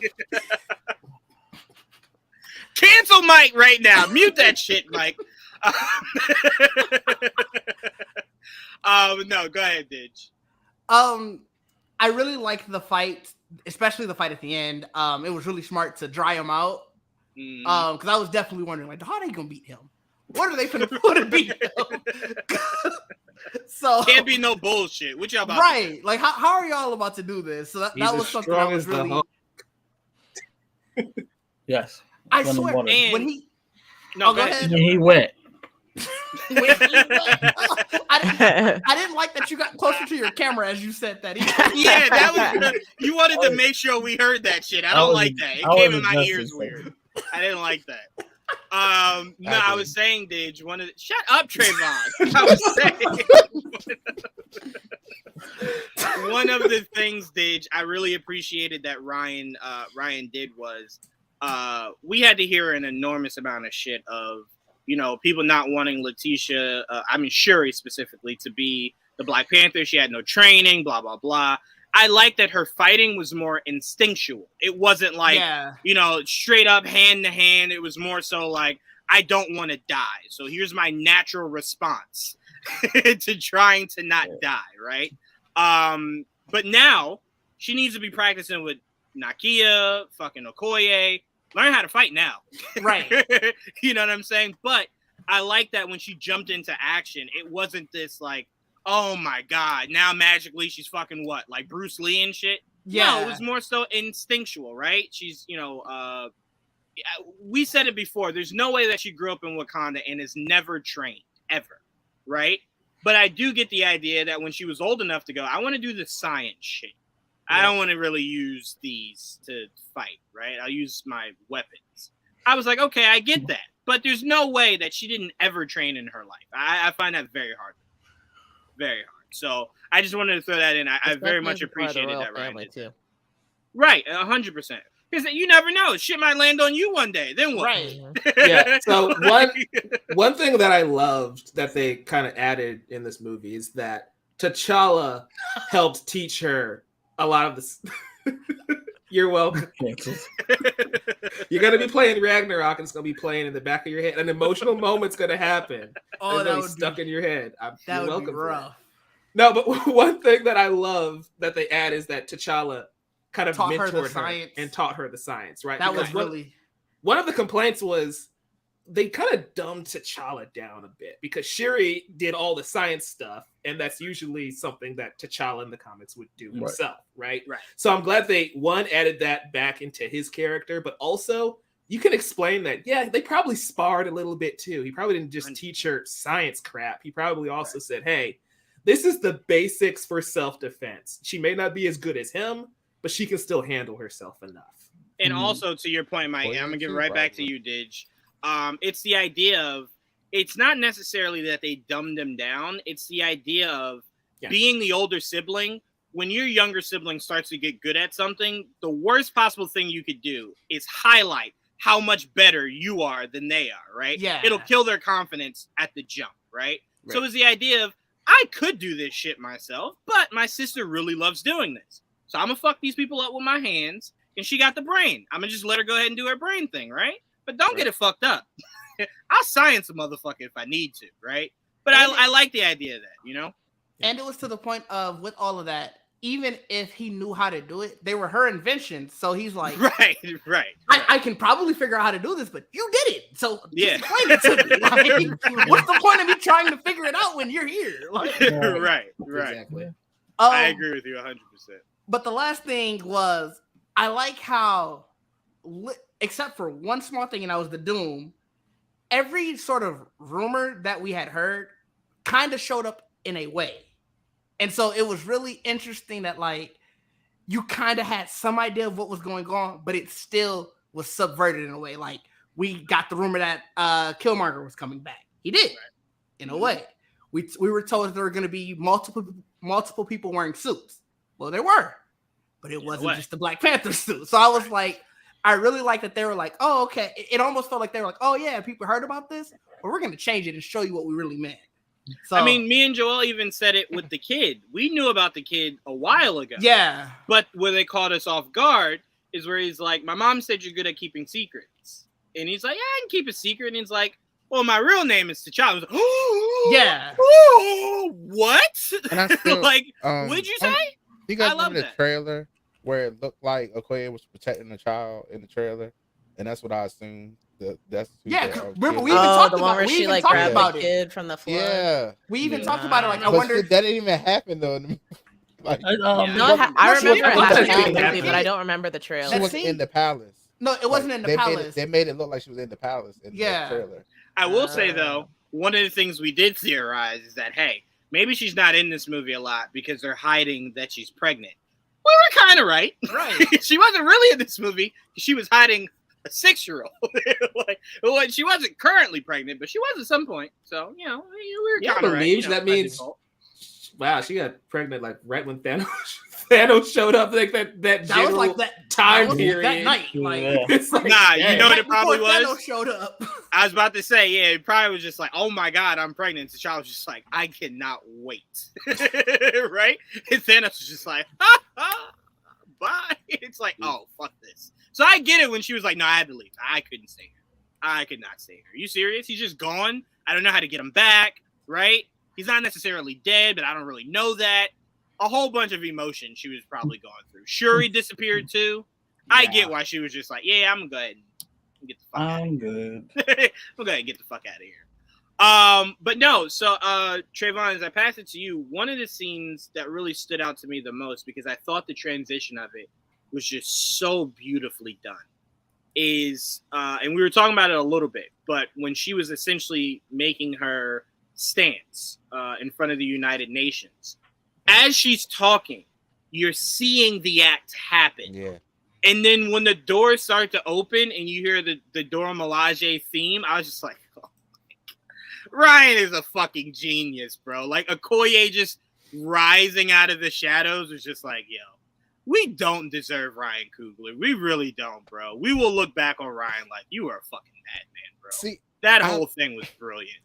I love all that. I love that scene. I love how they did it, but it's the way I can't help but think about every time, like they really mess with us with these trailers. Like, because it's like I did not think this is what she was talking about. Like, or when she said, my whole family's gone. Like, I don't know. We had theories about it was during the blip or whatever. Like, man, that sent me in a fuck. It's so crazy. It's so funny you say that because me and Joel spent like 2 hours arguing about, are we in 2025 or 2026? And it took us a while to get to, yeah, we're in 2026. Okay, all right. No, I still think we're in 2025 after I did the math. No, come on, Joel, you did the math after I left? We agreed on 2026. I had to look at it. I have it on my thing. I didn't. We are definitely in 2026. So I think it is. Yes. Yeah. No, I'll tell you, it's 5 years after. No, 5 years was War. when And then T'Challa died. And then it says 1 year later after that. Right, 2026. Yeah. Right. No, because they come back in 2023. There's like at least a year after that when he dies in 2024. So that's Joel Mike. New Joel Mike. He trying to throw off the dates. No, I'm telling you, because they come back in 23. So like he dies in 24, and it takes place in 25. If 6 years makes sense now. Because we're definitely on another time going to have to dive into this because I think majority of us think 2026. Sony's gonna mess it up anyway. You're starting to fuck up my head. I agreed until I looked at it, and then I'm like, oh, that's wrong. I kind of agree about 2025 since you just said that. It is. Of course you're chaos. You're chaos. That's why. Yeah. I will explain it if you give me time afterwards. I think you just did. I did, but they're obviously missing a year. Like I did too. I forgot about it. Trust me. Okay, let's just take 5 minutes and you explain it, so we can just let this go forever. Well, I'll do it. You ready? Yeah, go ahead. Less than 5. I'll do the less than 5 minutes. Infinity War takes place in 2018, right? Mm-hmm. Okay. As long as we agree on that date. Yeah. Jump 5 years. What year is it?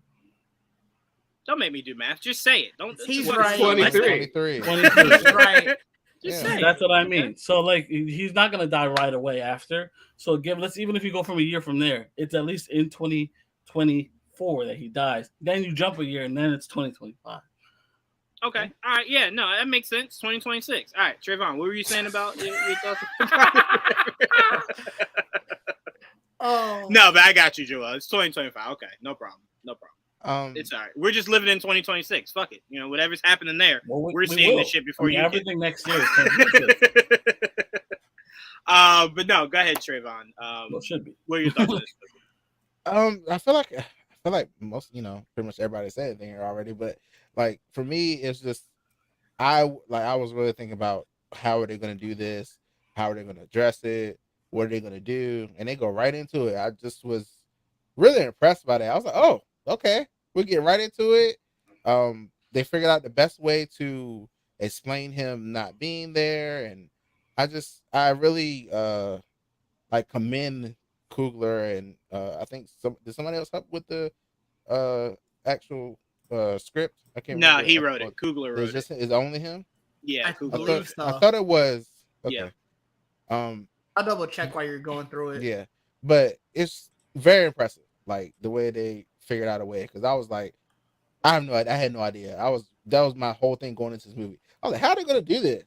Like, are they gonna show him? Are they gonna do some kind of CGI where you do show him a little bit? Like, what are you gonna do? I'm glad they didn't do that because there was somebody else. It's tasteful. It was. You were right. Yeah, Joe Robert Cole.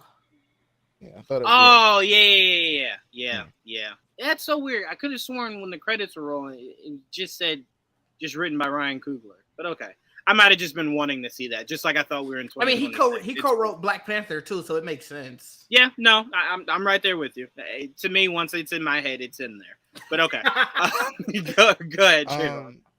So also, you were talking about Angela Bassett, Letitia Wright.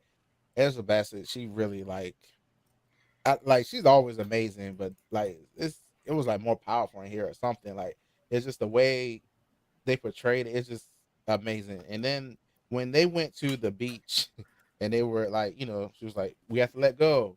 We have to do this.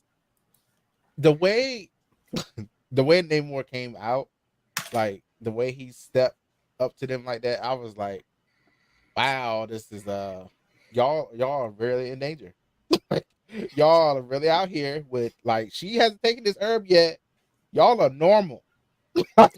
And this man just came out the water. You don't know what he can do to y'all. It just the way that Angela was still talking a little too crazy, a little too spicy. I was like, whoa, you don't know what, you don't know. This is crazy. I would be so the fear I felt for them in that scene. And he did a good job of giving me that let pause, you know who the thug was in that marriage. That's all I'm saying. She ain't got not a power, not a suit, nothing. And she said, I thug it out till the day I'm gone, my G. I thug it out. You ain't gonna know I'm soft. Hell nah. Fuck you talking about, Namor. That's what she said. Fuck you talking about. You know what I'm saying? I don't know. When she said, look, take your beads off, take your earring. I was like, you are crazy. Where y'all going without that stuff? Really quickly. Did everybody know that the AI that Shuri had was voiced by Trevor Noah? No. I found out afterward. I found out after the movie. Yeah, I found out afterward too. Yeah, it's Trevor Noah. So I thought that was really cool. I kind of hope it stays. He did it. I really liked it. It'll probably say it again, Jamie. He did it for both movies. There was an AI in the first one. Mm-hmm. Oh wow! I don't remember that. I literally just watched this movie 2 weeks ago. I do not remember an AI. I watched it yesterday, and I don't remember an AI in that shit at all. Yeah, I remember the AI the whole time. It definitely says reprise. Oh no! I wasn't challenging that. I was just I don't remember that shit at all. I don't remember it either, but it definitely says reprises. Were you saying, Tristan? You were saying something? Yeah, that reminded me. The Queen has a line at the beginning of the film when she's like, "I'm telling you, someday AI is going to take over." Yeah. I'm like, I thought back to Age of Ultron. I was like, yeah, they came to Wakanda to steal the stuff, so they could like. I was like, to be fair, she didn't get the notes about that.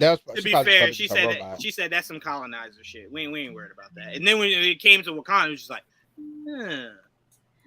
maybe we should worry about it a little bit, maybe. But again, I like that Wakanda. I do like that Wakanda chooses to forget Age of Ultron the same way I do. I really thought that was. Well, dope. I feel like that was more robots that came to Wakanda, not AI. So maybe that's not. Ultron's an AI though. Yeah, but it's not. But also remember, Ultron didn't go to Wakanda. Claw stole the vibranium and kind of met him halfway in Africa. Basically, yeah. She would have got the notes. She would have found out about it. No. I'm not arguing that. I'm with you there, Tristan. Like I said, I just like that they choose to forget it the same way I did. I like that. We have that in common. I like it. We don't do that here. Yeah, we don't watch that. That AI was not listening to Shuri. That's all I got from it. I was like, the AI is like, hey, you want to do this? Shuri's like, didn't I tell you no? Yeah, but the AI like, but we still should do this. Like, she was talking to that AI. It's funny because the way she talked to her AI and the way Stark talked to Jarvis, you kind of just like, God damn, Shuri, relax, shit. So she treats her AI like Rick from Rick and Morty treats his robots, where it's just like, you serve me. I don't care what you have to say. Go die.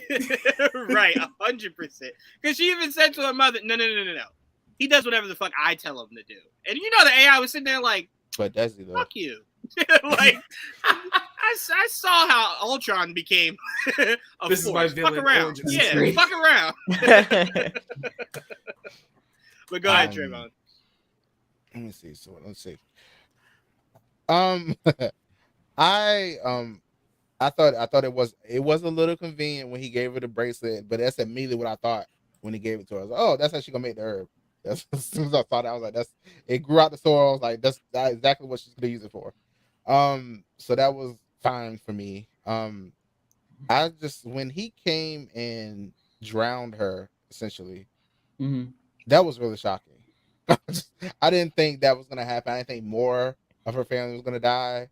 Like, I was like, damn, Ryan, like, yeah, like let her have something. Like, well, yeah, I will say, like, that was probably like the best part of his whole performance for me was like after he did that and he looked at Shuri, he's like, mourn your losses, bury your dead, you're queen now. And then he's like, when he said that, I was just like, but what I liked about it was because I was telling my mom and she was just like, I hated him after that. And I'm like, well, good. That's the reaction they were aiming for. He's an anti-hero. So at that point, he had not given you any anti. That was his anti to show you, like, hey, I was trying to be nice. Chuan, that's not how that works. I feel bad. All anti-heroes in superhero movies need to tell you that they're bad guys without actually being bad guys. We've been through this. I'm not a hero. Don't forget. Yeah, he didn't say that line once. It was ruined. He's like, no, bitch, I'm a god. Yeah, he did ascend to a higher status in this movie. It was just like, no, you're peasants, but you know, it's cool. You know that though, right? Like, I fly with my feet. Like, we're clear, right? Okay. But no, I enjoyed that. First of all, Namor is a bad motherfucker. When he said with the calmest of ease, he gave me a name right before I killed him with my bare hands. I was just like, oh, as a kid though? like as a kid, there was nothing that stopped you? Like, no? Okay. All right. Okay. Whatever. Yeah, when he jumped in the air and then like all the Talo Khan started running at the people, I was just like, yeah, he's killed before. He looks way too comfortable in this role. He killed some motherfuckers, you know. And at that age, where you feel like the world is yours, right? And you can't be told no, you know he was killing motherfuckers for simple shit. You know it. You know it, man. Come on. He seemed like he was spoiled. But yeah, he said that shit with ease. Yeah, when I killed him with my bare hands. All right, fuck it. You do you, Namor. Ain't here to argue with that shit. But no, I was saying I did appreciate when she drowned because part of that was the idea of, and I know a lot of people didn't like it when it happened in No Way Home, but to me, I do like breaking your hero down to properly build them back up. I didn't think it needed to be as quickly No, yeah, It's it was really Disney dumb in my killing opinion. the At No moms Way off, killing the Home, like parents. she was like almost out, and then all of a sudden, like I don't even know why she was hanging out in that building, and then she just died. I was like, all right, I guess she's dead now. Like what the hell? Well, It was remember worth it. This part of her. death felt more fitting in my opinion. Well, no, remember part Where of was her the shield around the loss. palace? Part of her loss was helping to get the people out, right? And then it was making sure that Peter was okay, and that's why her last words were, "With great power comes great responsibility." Like, yeah, I could have fucking left the people I was trying to help. I could have left them to die, but that's not what we do. That's not who. Again, that's not who we are. I don't know. I feel So like I she was appreciate standing that. around. I feel like she was standing around. I don't remember any people being in there when she was just like hanging out. I don't know. I might have to watch Happy it again. lived in the people lived in that whole fucking Yeah, building. I know people lived. I know people lived in there, but Stark wasn't paying that motherfucker that much. She was actively helping with like the assault of the stopping them or whatever. So I was like, right. She was gonna die when she was. 100%. It was written all over. I said you helped too much. You helped Peter too in much. danger. Like, she saw Peter in danger. That's why she didn't leave. She's like, I need to stay here to make sure he's okay. That's essentially what happened. But I don't get that. I don't understand that. Well, it just didn't you feel don't as get good that. to me. You know what? He's you a shine a light superhero. today. He is a superhero. He's He'll be fine. When you He will have be children, fine. you'll know. I am leaving. I don't have any abilities. I'm leaving. I don't know. But whatever, hey. You are dark sometimes, man. I am. I swear to God. I am. And that's fine. And that's fine. Dark. I just love how savage Goblin, like, he's just like, you'll thank me later. It just flies away. It's like, really? Okay. Part of Peter did think to himself, all right, I'll never say this out loud, but I do feel pretty different. Like, I do understand what you were saying. Just a little bit. Not a lot, but a little bit. But yeah, Trayvon, that is dark as shit, bro. No, equally dark, man. So, go ahead, Trayvon. I don't hear a lot of people talking about, Riri when I didn't know how her personality would be. That's what I wanted to see, honestly. And when we got it, I was like, oh, okay, this is how she is. I like this. She'll get, she's like, look, I run this shit. I run this campus. Like, don't play with me. Like, I enjoyed her. Like the way she was running it, what she was doing, I was like, okay, I get it. Don't get caught though. But I hear you. I see you. I do like that she kind of had somewhat of a Spider-Man arc. Remember the first time we saw Peter in Civil War, where Stark was showing him the videos of him stopping buses and shit. I love how she was saying, yeah, there's YouTube videos dedicated to me in this fucking thing, and it's like, oh man, somewhere Stark is just like, fucking babies. Fucking babies. Oh, somewhere he's proud, man. Somewhere he's proud. And one thing you guys were talking about convenience that no one brought up was the fact that thing was on the ceiling, and she literally in like 3 seconds suited up fully. Like the cop broke in and was like, "Is that a suit?" It was just like, no fucking way, she's in it. They honestly, I feel like they were taking too long in there. I was like, y'all waiting around for the cop to break in. Yeah, they definitely were. They definitely were. Them cops, and what were they waiting for? There weren't any hostages or anything in there. They were just sitting out there, just like, just wait. I could forgive her suit up scene because I watched 8 seasons of Arrow, and like a good 3 of them, Mr. Terrific had an afro this big, and he always got it down into cornrows in like 2 seconds. Yeah, that was magic. Yeah, they did it. They did it every time too. Every time. Yeah. Every time. I forgot. They did do it every time. They did it every time. Yo, his braids were crispy. Them shits were on point too. Like that shit was just done. I was like on the dry. It's just done. It's time out. The clothes isn't his suit; it's the hair. The braids is the toughest dress-up part. Oh fuck! I didn't even think of that. Holy shit! Yeah, all right, I forgive you, Riri. Consistently did it every time. Yep. Shit, he fucked me up with that. Okay, go ahead, Trayvon. Oh man, I forgot about that. Oh, but yeah, I really like Riri. I thought that was really cool, and I'm like, I was already excited for her show because of the magic thing, but now I'm excited to see her as well. So to be honest, let's see. I like how she was like, you gonna leave me here? Like when they were down in Telecom, she was like, you gonna leave me with these people? I don't know these people. Don't leave me here. She was like, I'll be back. I was like, you don't know that. So what you mean? What you mean you'll be back?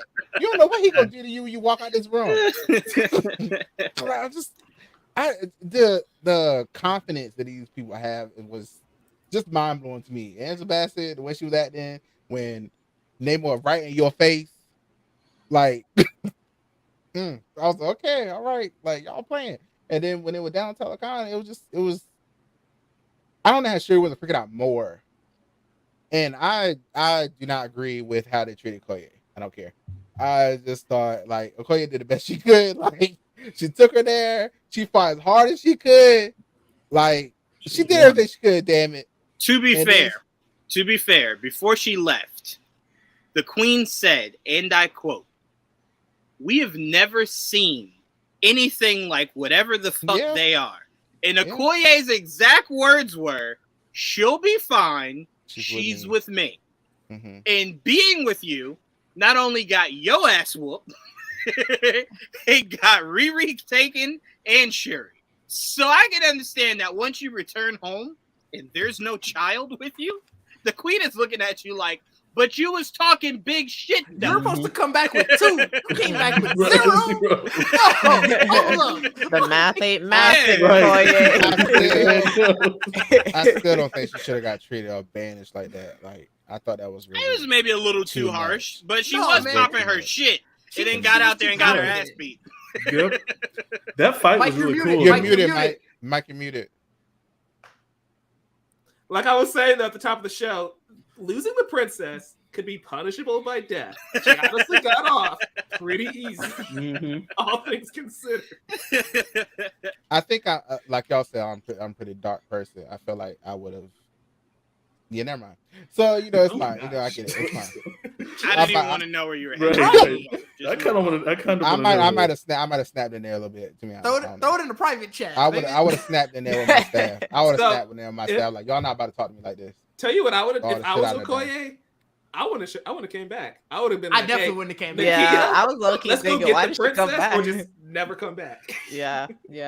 I'd have sent the letter like, "Hey, I got captured too. Come get all of them." She should have went to Nakia and be like, "Help me find her, yo." Yeah. I don't think she knew where Nakia was. I don't think many people knew where. No, I think only the Queen did. That's right. Okay. I also don't think. Not showing up would have been a better route than just showing up. That's why. Because if she found your ass, that's why you gotta say you got captured too. So then what happens, Didge, when I go down there and I find Shuri and Riri, but ain't no Okoye? What you gonna say? You died? What you gonna write me a letter? No, you gotta come back and get beat up. Here's what you do. You call her on the beads. You're like, "Hey, Queen Ramonda, how's it going? Something happened. I'm not gonna be back in time for dinner." And she's gonna be like, "What?" Like, "Oh, sorry, we're breaking up. Call you later." She would have found you. She would have brought them dope ass looking dudes with her and beat your ass. She found you. Ain't nobody beating you just go there. To come to America to do it. I'm sorry. I think a couple people on that bridge would beg to differ. Yeah. I said not the ones in Wakanda. He definitely said I said not the ones in Wakanda. Oh, nobody in Wakanda was beating her ass. You say that, but every time M'Baku talked, ain't nobody. And M'Baku was getting his ass beat. Please, let's not do that. No. I'll be honest with you. That movie did not shine a good light on M'Baku, who you were gonna make king. He just kept getting his ass beat, and you were like, "This is our king." I don't think that should be your king. I did too. I thought he died. I was like, no, they did not. Yeah. In my theater, people were like, when he got hit by Namor. So yeah. And then he didn't do any better the second time around. I was just like, hey, y'all named him king? Well, again, Black Panther barely didn't shed power. I'm gonna die. The end. Well, again, the difference is, Joel, he went up against Namor, got his ass beat. She came back with a dub. That's all I'm saying. Yeah, how she did it don't matter. It don't matter. Then he shouldn't be fucking king. The fuck? Hey, but I don't think they worry about their kings taking the L. Remember, their last king took a major L, and he was king for some years. Hey, time out. Time out. He came that was a back. bad L. No, he came back and left with a dub. That's my point. It was the redemption. We saw M'Baku get his ass beat twice. Twice in the same movie. You're forgetting the line. He never yielded. The duel was never. He never took it. He said it. That man was on ice for like half the movie. He never. It don't matter. It don't matter. Also, didn't he save him? Didn't M'Baku kind of like help him? He was like, "Hey, he's in ice." Help T'Challa. Yeah, it's good to know that you're good at saving people, but when you got to throw them dukes up, I beat your ass. Namor beat your ass. Namor is a god. Winston Duke. Yeah, I beat your ass without powers. Who you say to that? T'Challa beat his ass with no powers. That wasn't an ass whooping. Though. That wasn't an ass whooping. No, he made him tap out. Yeah, but that wasn't an ass whooping. Though. An ass whooping is making someone tap out. No, an ass was like a clear victory. There was a back. He was beating his ass for a while. Yeah, I'm sorry. If you have to tap out, that is a clear victory for me. What else would that be? An ass whooping? No, that's why it's not an ass whooping. It's ass whooping. It's like getting blown out. That's what an ass whooping is. It's like getting blown out in basketball. I don't know. It was a 10. All I know is not a blowout. But it was a 10. I'm with you, Mike. I'm with you, Mike. It was somewhere in between that. It was somewhere in between that, man. That wasn't just a victory. That was close to a flawless victory. I don't understand that logic at all. All right. Well, at the end of the day, when that story is told, you tapped out. Don't nobody remember that you almost beat my ass. Tapped out. Yeah, you yielded at the end of the day. But I didn't get a chance to mention that's this. That's not honorable. But before we move on, shout out to Ryan Coogler for finding a way to keep the streak alive of Michael B. Jordan being in every single movie he's ever made. Yes. I didn't think he was going to do it, and he did it. He did do it. He did do it. And he did it the right way, too, because in that moment, obviously, it was the fear of like, no, don't do T'Challa right now. Wait, say it again. What'd you say? No, I didn't hear what you said. What'd you say? I said, of course you would bring this up. Okay, keep going. Bring what up? This right here, this message, to help, yeah. Well, it didn't help my point. It just I thought I made a clear one. But no, I like that. You didn't try to do T'Challa right in that moment because I thought that would have been distasteful. In the Queen, it felt like in that moment it needed to be a little bit more hurt, right, for Shuri, right, just a little bit more digging there, right. Well, the way she was going into it, she was already irritated. Like she was already like, let me just take this damn herb and get in here so I can like I beat somebody. By the way, I love how Shuri never believed in the stories of the ancestors and all that, right? But as soon as she took that fucking flower and shit and got them powers, in her head she was thinking Bashenga, she was thinking everybody. She fully believed in faith. I definitely think when she got stabbed and didn't die, yeah, she believed in that shit for sure. Show who you are. But I love that moment. That was necessary in that exact moment of, don't lose sight of who you truly are, right? Like you're not this vengeful person out to burn down the entire world. I definitely like that. And I was saying, I think what I like about Shuri's progression is she's going to be somewhere in the middle of what her father couldn't be and what her brother couldn't be. Because to me, Wakanda at its finest is when it says, fuck the world. Right? You don't get access to me. And if you step foot here, I will kill you. And it seems like this might be the new regime that we're heading into is that no. No one else comes here. No Avengers, nobody. Don't nobody come here. Not even at the funeral. I actually, it's off limits. Fuck all that. It's off limits. Go ahead. I'm sorry, Jamie. There were some people on YouTube that are making videos like talking about why this movie is worse than Black Panther 1 or like the worst MCU movie or whatever that stuff. So, I only watched like 3 minutes over. I'm like, you're talking crazy. And I was reading some of the comments for one of them and they're like, yeah, I don't know why Wakanda is always like never trying to share resources with nobody, trying to be all isolated and stuff. Like, y'all see what happens when they like are trying to reach out to people? Like now people trying to steal their stuff. Like you can see why they would be so protective. Bruh, look how quickly they move when they were like, oh, T'Challa's going? Oh, shit. Yeah, everybody, pack bags. We gonna go see what the fuck is good with that vibranium shit. And then when the Queen died, they was like, yo, the Queen just died? Get dressed. We about to go see what they hitting on over there, bro. They ain't got shit. Like no other country needs vibranium to like end world hunger or anything like that. Like they can still help with those things without giving them weapons, Right. That's literally making bombs with that, please. No, but like one of the best moments that they actually used Val and Ross was when he says, can you think of what America would be like if we had vibranium? And she says, I dream of that. Yes. And it's like, and that's why you don't get anything. Yes. You guys are going to be world domination.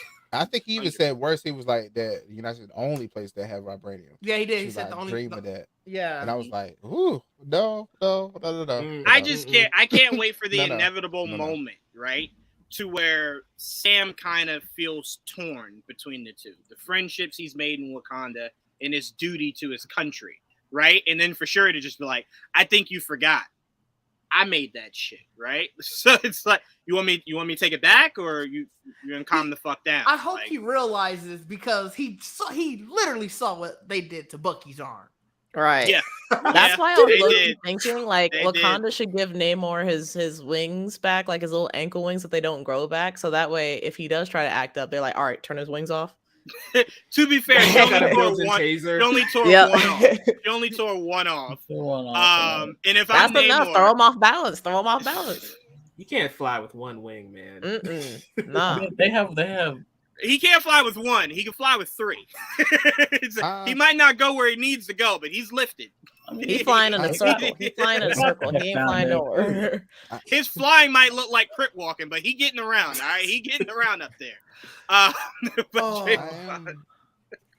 guess as I came out of this movie, it's just I am really wondering how this is going to shake out, because we see how the French tried it, United States tried it. But who knows how many other countries are going to try it? Like, where, like, it's going to go into some kind of war, but where does that end?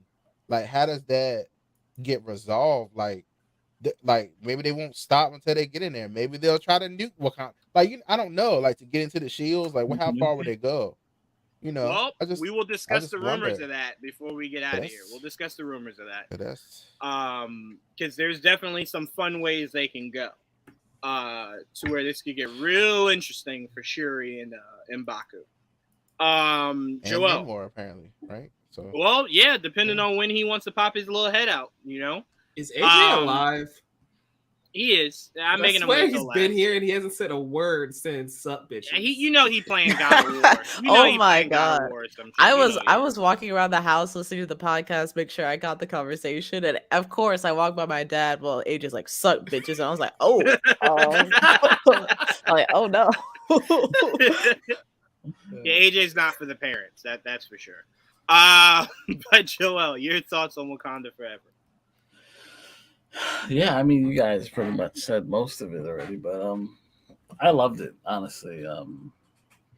It was, yeah, I'm not here to compare the two, but it definitely was. I think it lived up to its sequel. As the sequel of a first movie, it passed the torch really well, especially dealing with everything they had to deal with and all the drama and all the extra, stuff.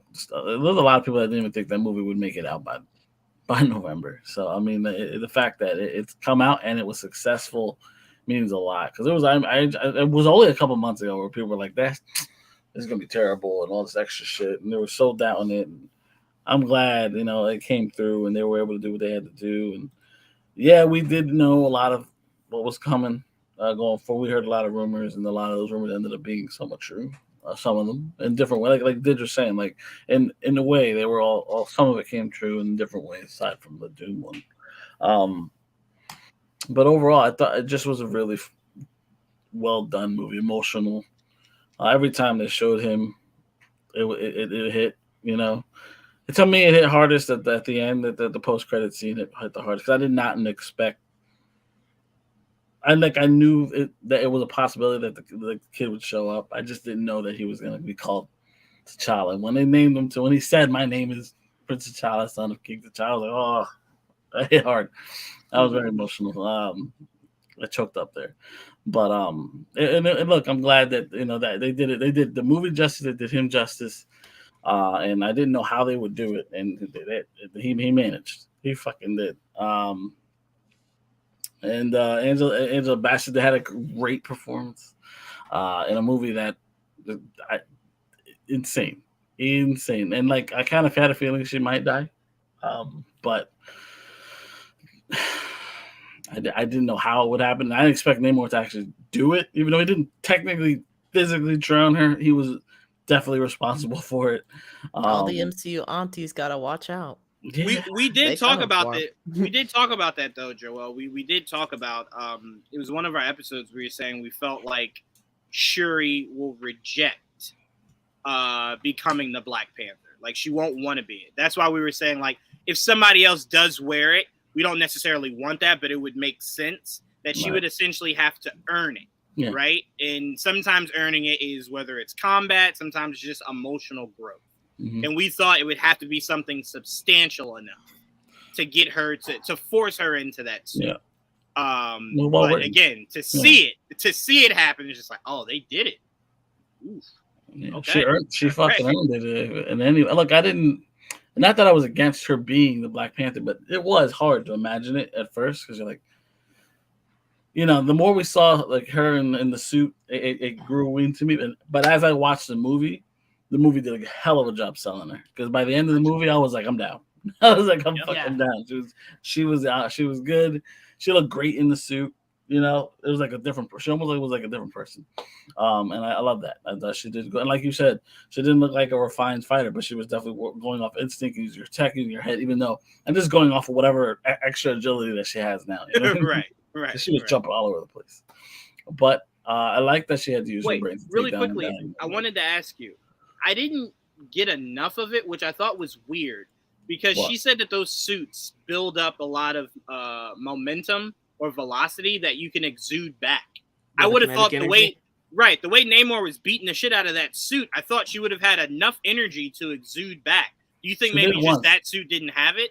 She did. Remember the one time? Yeah, she did it once. I think she may have just reserved all of it for that one blast. Yeah, she just went. I forgot what moment. I remember it happening. She did make the suit really quickly, even though it was weird because when she went over to the table, this mask came out. So I was like, well, wait, have you always been working on this? That was one thing I was a little like, I would have liked to have known a little bit more about that because like it seemed like the suit was made like that. So I'm like, well, were you working on one this whole time for somebody, or off the off chance you might want to do it someday? It's possible. You know what I'm saying? Because she just walked over to the table and the helmet came up, and it was just like, because there was two on the front, and then she it was her dad's and T'Challa's, and then T'Challa's newer one, and then it kind of moved apart, and then her new one came up, and it was just like, it was right in the back. That's interesting. Yeah, I was like, that was really. She was thinking about it. I was like, I guess maybe. It's just one day. Also, the AI could have just been doing it. Also, that is true. That is true. You picture the apology she would have to give him, like, all right, you dope. Okay, it's not safe to go alone. Here, take this. She's like, how did you know I wanted the exact color palette and everything? I fucks with you, dog. I like you. I do like how they kept her very much as a science person and very much rejecting the belief system, even though she kind of just went with it most of the time. And she had to kind of like, they had to live through everything and go with it to actually go with like believing in the whole thing. You know what I mean? I will say, because someone was saying like, oh, you know, that seems like too convenient. But I think people forget Shuri was never one of ceremony or of any of their customs. The first movie starts with her going, "Can we wrap this shit up? Like I got shit to do. Let's." She even mentions it in the when she's in the being held in telecon. She's like, "You got to see what I have to wear at the." I'll wear this. This is fine. She even made the joke to M'Baku, where she's like, "Who would have thought the person who stands on ceremony, right?" Yeah. And he kind of laughed at her. So to me, I thought that was a brilliant stance to take because she's always been a rebel. Essentially, right? She rebels against everything. She's a scientist. Right. So she leads with what she can prove. Like Stark, they lead with what they can prove. If they can't prove it, that shit don't exist. Right. Like, that's it does why not exist. When she sees Killmonger and the things, like you didn't even think that this was real. Like right. Yeah. Why would you think you'd get a good memory here? I love the detail though that Killmonger is in the ancestral plane, but also it's freaking Killmonger, so he's not where all the other kings are. Yeah. And so it's like... Well, I took it more so as he has not gone to the ancestral plane. I took it more so as he's in, what do they call it? Purgatory. So he hasn't passed over to be welcomed. Because to me, remember, when T'Challa went into the ancestral plane, when he first took the herb to become king of Wakanda, it was essentially a duality of you wanting to be here and us accepting you being here, right? I kind of feel like they kind of just reject the idea of Killmonger. Because think about it, even in death, Killmonger has not changed a bit. That's right. But that's my point of like Killmonger's not allowed to be where the actual kings are. Right. Because even when he took the herb, He saw his father, and he just went back to their hotel. Sorry, that's what I was gonna say. I think the reason why Shuri's memory was her cousin and Killmonger's memory was his dad is, remember when T'Challa went there, it was out of love. It was out of acceptance. Theirs was out of pure grief, right? It was just solely out of grief and anger. So it kind of is showing you that it encompasses what your mind truly wants. And he wanted that moment to kind of say goodbye to his dad properly. Mm-hmm. And she kind of wanted someone to be able to help her productively exude that anger. Right. And the only person and the only person that truly understood what she was going through was Killmonger. Right? He was just like, hey, no, this wasn't no accident. You wanted revenge. And I got you, cousin. Can you imagine if Namor rose out of the water when Killmonger was still king? They would have just world domination right there. Wiped them out. They would have dapped up. Exactly. Namor would have been like, hey, kill that girl or I'm killing Wakanda. And Killmonger would have been like, bro, I killed her like an hour ago. He ain't got to worry about shit. Like, she's a threat to me too, dog. Like, he ain't got to worry about that shit. Like, let's snap it up, dog. Like, let's snap it up. That's one thing I want to say too. Like, she just going right back to school when you invented the thing that detects vibranium and everything. Like, you ain't safe. Like, I was like, you can't go back to your normal. Like, I just don't see how she could. They don't know that. The school, everyone. No, but remember, she said she smoothed that over. She said she smoothed that over. That's why she said, hey, that whole scam thing you were doing, don't keep doing that. I can't save you from that. But this government thing, I've squashed that. Like, you're good. You're good to go back home. That's why she told her. I get it, but that's why she told her, hey, your suit that you just spent all your time building with me, yeah, you know you can't take that shit, right? You know, that's got to stay here. Some of the other critics brought up a good point. Why did they go after her and not the professor who submitted this shit to the government and sold it? She didn't submit it to the government. It was the professor. The professor got away with that. She made it. Remember, the government only wanted her to make more. But how did they know it was related to her? He's the one that sold it to them. Did he say buy Riri and like sell it to them? They could have killed him too already. No, time out. No, like Did said, I guarantee you they went to the professor and said, hey, this is genius. Build more. And he was just like, oh, I didn't build this. He said, who built it? She did. And it's like, oh, all right, well, we want her. Go get her. Bring her with me. Have her make more of this shit. So that's the difference. And Namor didn't know any different. Yeah, he kept saying the science. If I'm Riri, I'm looking for him day one. Oh, yeah, he got to catch these hands for sure. Absolutely. Yeah, he got to catch these. But look, again, it all worked out right. You went to Wakanda. You met the queen. You met the princess. You made a dope-ass suit.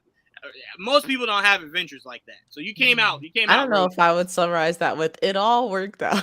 Right. I mean, if you're Riri, what did you lose? Time out. Hold on. Time out. If you're Riri, almost drowned. All things aside, what did you personally lose out of this experience? If you're Riri, your time. Yep, some time. But you got time out. You got to meet a foreign land that no one gets to just go to. Kidnapped. And you got a chance to make a doper version of your suit. And I won't say her dad's car, even though it seemed like her dad's car. Yeah, but you didn't die. Shit, I'll take it. I'll take it. I'll take it. Like, hey, I don't die. Queen, can you send me back home with some money?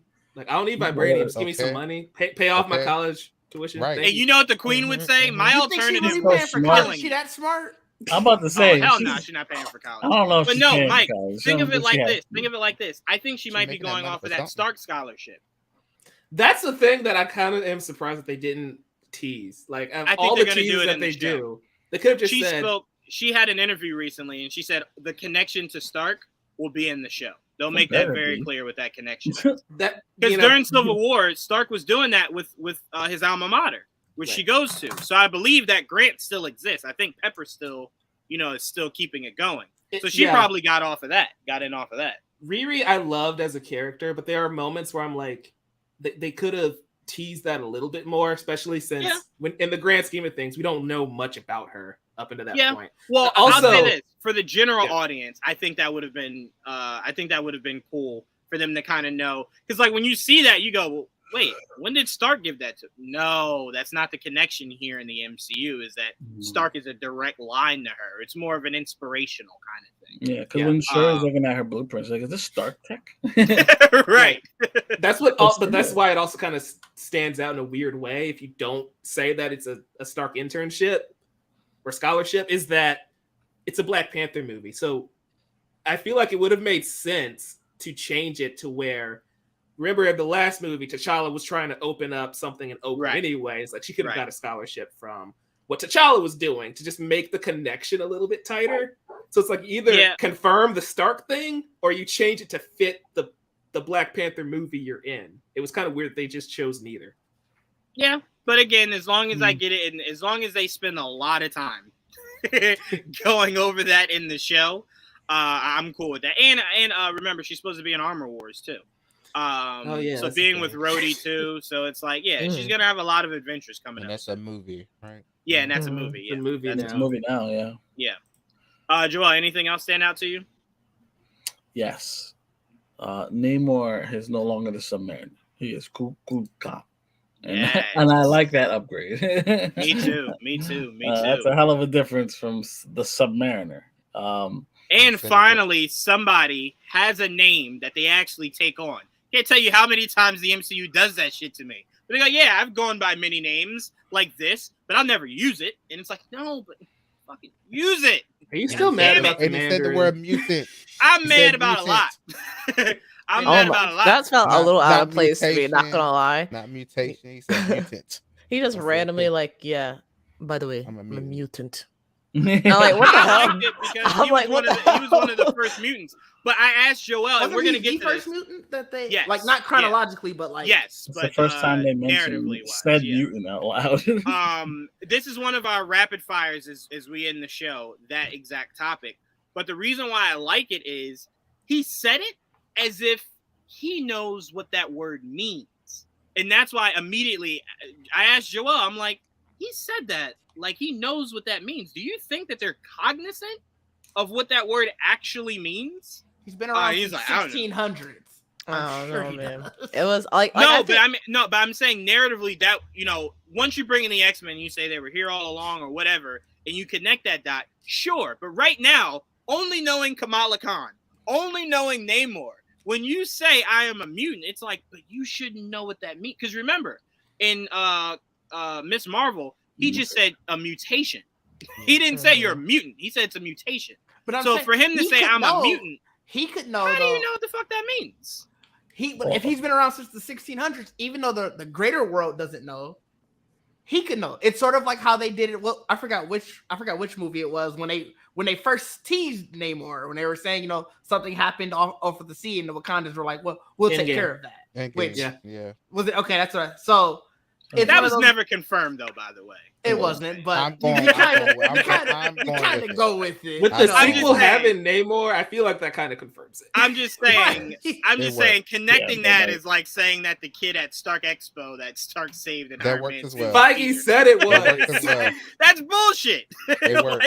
I'll take that no over sense. That makes no sense. That could be anything. I'm just really proud. Go ahead, Joe. I'll take the Spider-Man thing over fucking the earthquake, because they literally just found out about Talokan. Oh, right.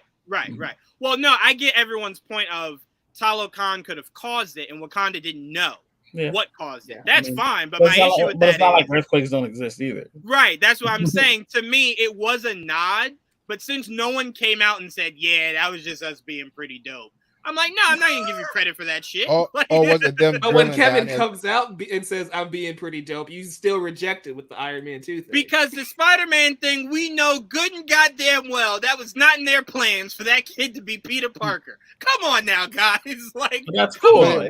But it works. Yeah, it works. It's right. Sure. What if the United States was down there drilling in the ocean, and that's what caused the earthquake?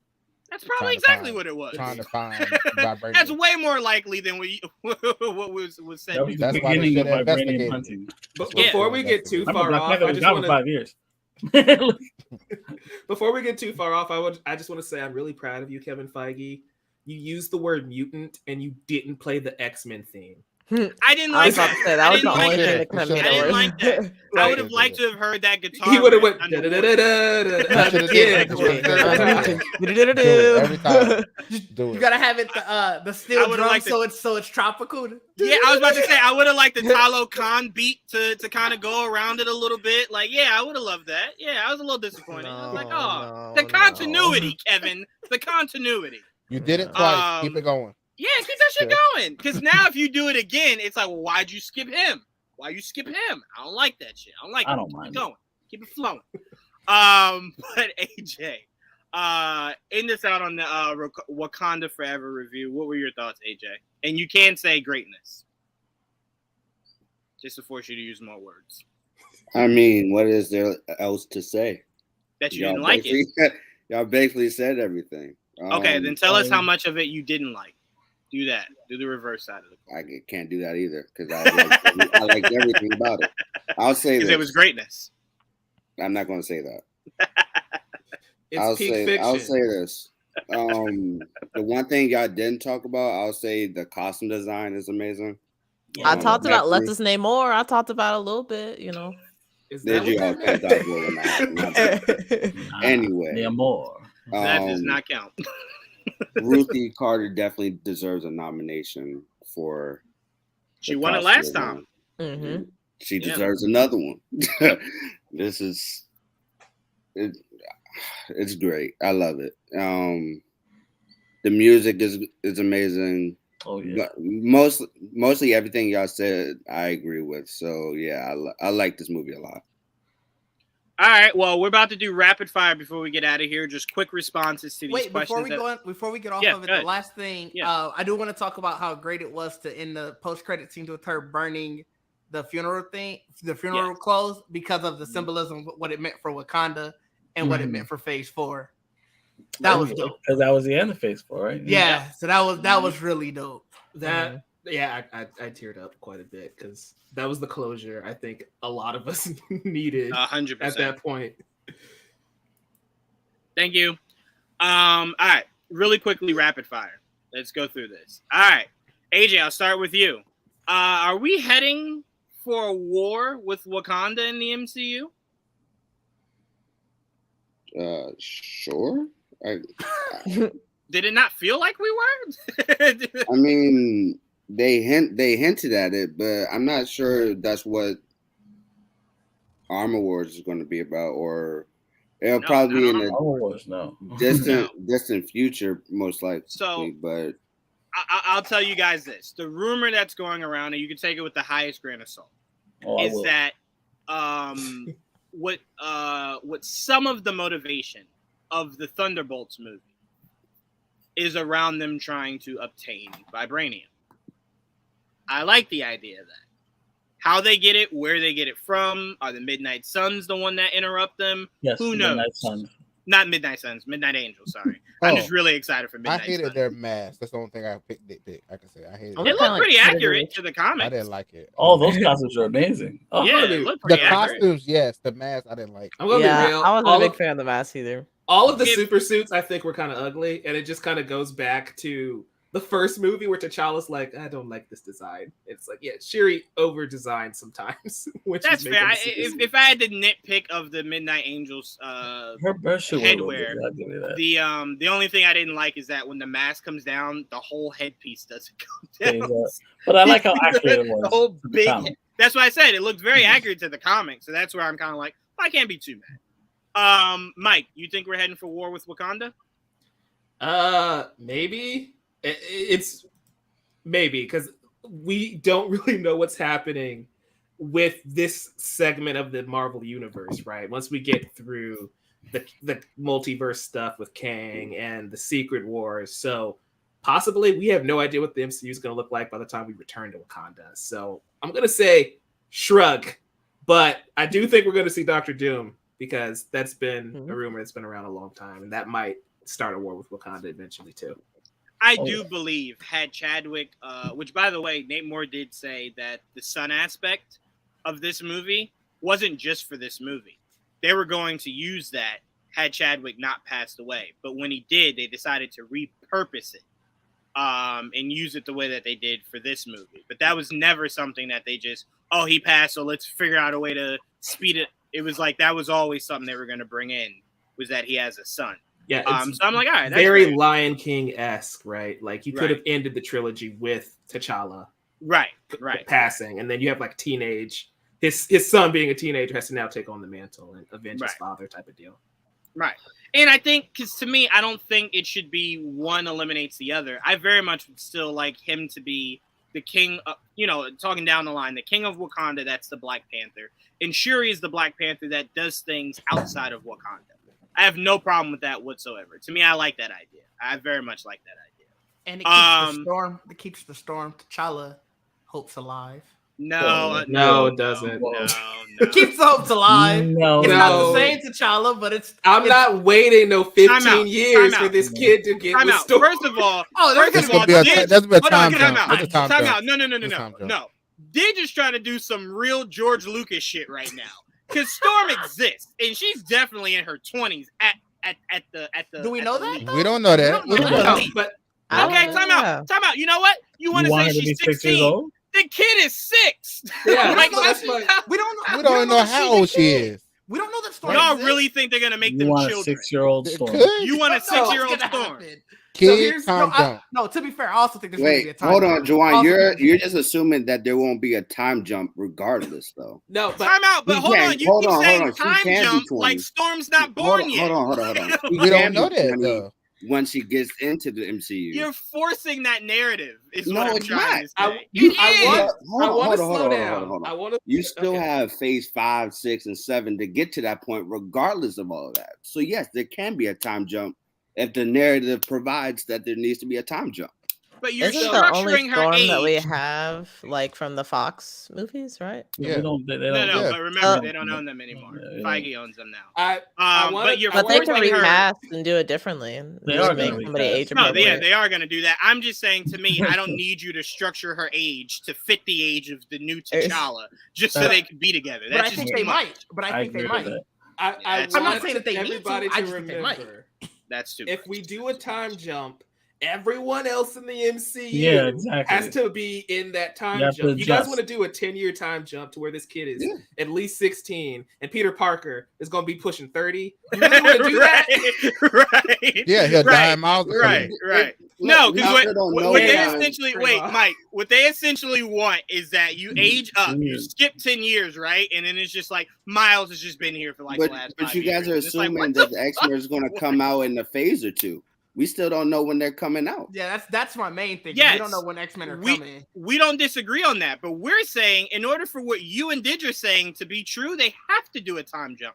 Yeah. We're saying that from phase to phase, you don't have to move 10 years. You don't have to keep jumping 10 years, 5 years, 6 years. It could just be a natural progression of a year. We don't know how much time is going to pass. Like, the kid is. If the kid was, so why would it be 10? Why would it be 10? It could be. We don't know. That's the thing. Juwan, why are y'all taking another big ass time jump?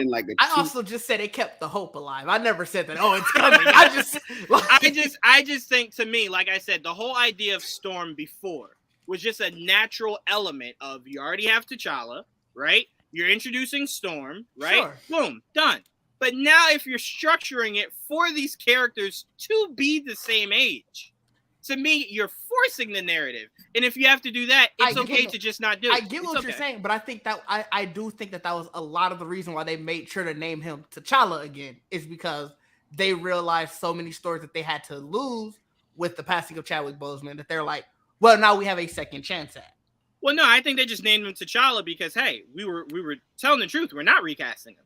But that's what I'm saying. But I think that still gives them that out. I think a lot of it was still to give them that out of, we can use a lot of these stories, and it's this T'Challa, not the one. I don't disagree. I will give you credit if it happens. But to me, to force that, to me, is just, it's okay. I don't disagree.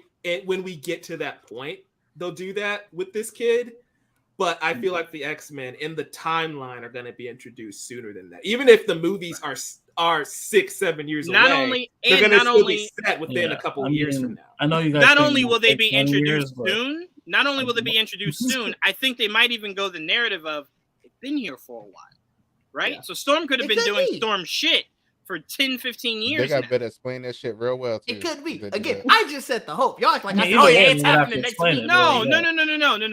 It's not what you said, Dig. It's more so the idea of AJ being okay with another fucking time jump. Just the 1 year I thought was too much. Like enough time jumping. Yeah, ain't nothing wrong. It's just too much. Wrong with a time jump. No, to me it's too much. Stop time jumping. But you also could wonder if something with Secret Wars and if they do Battle War, something could go weird easily with time. Yeah. No problem. And if it does, I'll have to accept so we can catch up. That's what I'm saying. I don't need you to keep going so fat. And what doesn't help is you keep excluding dates. So like you keep jumping, and then we're like, all right, what year are we in? Don't worry about that. And it's like, we got to depend on Joel to do MCU math. And it's like, if we got to do that, you guys got to slow it down a little bit. Like, relax, you know? It needs to be an ongoing series. Every time we get an MCU project, Joel just brings up the whiteboard like on the Flash. And it's like, this is where we are right now. He lights up a cigarette and he's like, this is what's happening. I've been up all night. I figured it out. I would say this on the time stuff. The stuff right now is focusing on seasons as well. You have Hawkeye that focused on Christmas. You had WandaVision that focused on Halloween. You had No Way Home that focused on Christmas at the end of the movie. So you still have a sense of time of where everything is at. They just don't tell you specifically. Seasonally. But in Hawkeye, they excluded the year. And in Spider-Man, they excluded the year. So clearly a year is not what they want you to pay attention to. And they are a different year because that Christmas tree is destroyed at the end of Hawkeye. And it's standing up perfectly fine in Spider-Man. Right. Been a different day. Never know. And the Statue of Liberty's finished in Hawkeye. So I guess it takes place after. True. This is true. That could also be overlooked. Yeah. That also could be that. Sony always messing up the timeline. Trayvon, do you think we're heading to war with Wakanda? Yeah, I'm actually worried on how it's going to end. For Wakanda. Me too. As long as it gives me the two worlds merging, like in the comics right before Secret Wars, that's all I give a fuck about. I just want to see that shit, bro. I want to see how that looks. Remember the two worlds merging right before Secret Wars? In Wakanda with the Red Sun. There's a name for it. It is a name for it. You're absolutely right. I forgot it too, but there is a name for it. But I would love to see that. Yes, the incursion. Yes, the incursion. Yep, right. The incursion. Yep. Did we heading to war with Wakanda? Yeah, probably. I mean, especially. I mean, it's. I feel like it's inevitable. Especially. Right. Well, one, I think Namor's going to keep trying to stoke those fires. So. He's like, fuck shit up. Yeah, Namor's gonna be like, yo, I turned on the news today. Thunderbolts? How do you know they're not coming for you? And it's like, they're not. How do you know? Let me just go kill them so we don't have to worry. It's like Namor. Enough, okay? No killing people. Relax. I don't like turning Namor into the Fox News of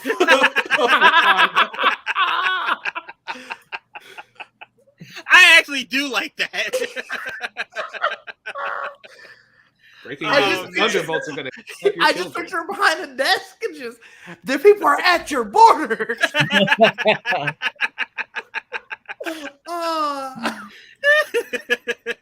Oh my god, I love you, dude. Jamie, are we heading to war with Wakanda? Yeah, I think so. I don't know. I almost feel like Wakanda's going to war with like everybody because everybody seems to want a piece of Wakanda. I just don't know if they're going to unify in that effort because people is greedy. But yeah, the war is definitely coming. That's for sure. War is definitely coming. Absolutely. And Joel, you believe that there is a small war heading for Wakanda, am I right? No, I do believe there's going to be a conflict. I think the Thunderbolts are going to be used for more than just going after fucking Vibranium. Because I think the idea of setting up the Thunderbolts not just that, to go after Vibranium is stupid. Not just that. I mean between now and by the time we get to Secret Wars, do you think we will be in an exact war with Wakanda? There's going to be definitely a conflict there, yes. Okay. I like that you just won't say war, but okay. No, I will not say war. Like a conflict, but they're ready for war. And you're like, a small little, tussle. I don't think a fight with the Thunderbolts is war. That's just all I'm saying. No, but I keep saying I'm taking them out of it. That's what you want, and that's what you want me to That's say. not what I want. No, I'm saying there's gonna be a fight. for vibranium at some point. Yes, War. That will result in a war. Got you. Okay. Whenever I hear about war, I'm thinking about Wakanda and Talokan going against the rest of the world, not Thunderbolts. Right. Like I don't. Again, y'all keep boxing me in. I just mean a pure war. It sucks, doesn't it, Joanne? A pure war. Stop boxing me in. Just a pure war. That's it. All that has to happen is Wakanda use a weapon against the United States or another country, and there we go. And they already believe they did. They already believe they did, though. I believe the U.S. will wage war on Wakanda. I think Wakanda right now is like, you get it. Don't fuck with me. We left it at that. Here's another thing. They didn't clear up the fact that Namor's people were the one that were attacking like the Navy ships and stuff. Like they still think it was Wakanda. Shuri did just say, hey, but is it really going to be a war though? It's more than likely going to be a massacre. More than likely. If you really think the United States is gonna beat Wakanda, you're out of your mind. It's not gonna be a better narrative. No, it's gonna be United Nations. No, but it will be interesting to see who they use to utilize this war. It won't just be foot soldiers. They'll look to use some heavy hitters. So it'll be interesting to see what those heavy hitters are. That's all I'm saying. It's gonna be Harrison Ford and no one else. You goddamn right. You goddamn right. You goddamn right. You know he's coming out there. All right, let's move on to the last two. Mike, I'll start with you. What do you think Val's plans are in the MCU going forward? I assume it's the Thunderbolts, even though nothing in the actual shows or movies she's been a part of suggests that. That's really one of my issues with this movie is that I'd like her to say, I'm assembling a team called the Thunderbolts XYZ. We never got that. Well, we know she's doing a team though. We definitely know she's setting something up. Yeah, we know she's doing that. Yeah, but I get Mike's point. Thunderbolts. I get Mike's point of rather than waiting till the movie comes and then you assemble it there, like some little breadcrumbs would be nice. It's like collecting a figure nowadays where you get one piece with every toy. It's so you complete the full toy. Yeah. It's like phase one, right? So Samuel Jackson shows up at the end of Iron Man and says, Avengers, that's what's happening. And from that point forward, whenever Fury and Coulson show up, you know what's happening, that they're assembling the Avengers. We have Val showing up, but she shows up in Black Widow and says, hey, this guy killed your sister. She never says, I'm putting together a team and I need you to be a part of it. Also, remember, she was in... She worked with her, right? No, but time out. She did allude to the idea of a team in Falcon and the Winter Soldier when she was recruiting U.S. agent. She did allude to, like, there might be more to come. You know, relax. There's more of you. So she alluded to it, but I don't disagree with you that this movie would have been the perfect time when what was the role that Ross used to have? Because that new guy that we saw at the beginning of the movie took over Ross's role. But he was essentially asking, what should we do? Right? Like, what should we do with Wakanda? And she could have floated around like we could strike with our own shit, right? But it was more so like, what does Ross want to do? Oh, you want peace? All right, well, he's the guy. He's like, that would have been cool to put it there. But again, we know we're going to see Ross in Secret Invasion. Maybe we see Val. We know that New World Order. We know Thunderbolt. So there's plenty of places to see Val again where she can start, the actual recruiting to lead up to Thunderbolt. So. We're just getting to the point where when we saw her in Falcon and the Winter Soldier, I was very interested. And at this point, I just don't care anymore. Like they stretched it out a little too much. I will say you're not wrong. Because with the Fury thing, it was almost like he was almost in almost every movie religiously. Like every major movie till we got to the Avengers. And it was like, well, it was clear you were building the Avengers. Val kind of being spread and you not doing more to kind of start to do that. Kind of seems like by the time you do, it'll be kind of more so of like a rush job. But again, there's time before we get to Thunderbolt. So she could pop up in anything. Especially since we know the team and we've talked about it before. We know some of the team. I'm not that invested in what this team looks like so far. So it's just like, okay. I definitely think it'll change. Change. There'll be more, I believe, for sure. I hope so. I think someone to be rotated out and rotated in. I think that's for damn sure. Didge, what do you think Val's plans are going forward? I honestly don't know. Mike was right. It's been very drawn out and convoluted. I'm just kind of like, you're here. Like You're here. You're around. You're doing things. Oh yeah. Because look, when I tell you we were surprised when she popped up, it was just like, oh. Okay. Yeah. Okay. In phase 1, it was very much a hey, look, Coulson's here. But now it's just like, oh, Val's back. Okay, cool. I was very excited, and then they blew my mind when they said that Val and Ross used to be married. I'm like, that should have been Fury. But okay, I'm interested. This is interesting. I like what you're possibly setting up here. Because to me, you're either setting up that Ross is obviously going to mean a little bit more, or Val is just so overwhelmingly important that he's kind of just along for the ride. And I can't wait to see which one of those two things they It might be a little column A, a little column B. We'll see. That's why I can't wait to see what his role is in Secret Invasion. Now we know what she is. Here? Like we got a confirmation of what her role is. Yep. And now I miss Shield, bro. I really fucking miss Shield. I really do. I really fucking do. Using real entities, I hate. I love using Shield. I do. CIA, don't make this real for me. Bring Shield back. Like, don't make me like the real CIA. I don't. Don't make me. But no, I mean, look, there could be, there's still time for breadcrumbs. So I understand Didge and Mike. AJ, 10 years from now in the MCU, what do you think Val's plan will be? The birth of Storm. Right, yeah. When she's delivering Storm. She'll be breeding mutants. When she's marrying 6-year-old T'Challa and 3-year-old Storm. What do you think, Val? Do it in House of Dragon. And we accepted it too, right? Right. We said yes. Yes. No, but all jokes aside, AJ, what would you like to see? Not what would you like to see? What do you think Val's plans are for the MCU? Those are definitely two different questions. I know, that's why I corrected myself. I have no clue. I think that's pretty much everyone's answer, right? Very good point. It did a good job giving you an idea, but not a good enough job that you definitively can go, well, this is what you right? So that's interesting. Trayvon, your thoughts? President of the United States. Oh, well, that might have been spoiled already, because apparently it's going to be Thunderbolt Ross is going to be the new president. Which is funny because whoever let that leak, if that is true, is really fucked up, because Maroney in Secret Invasion is playing the president of the United States. So that scene in the trailer where his car gets flipped over, I'm like, well, goddamn, did y'all just spoil this shit? Like, what? That man is the president right now. We still got 2 years?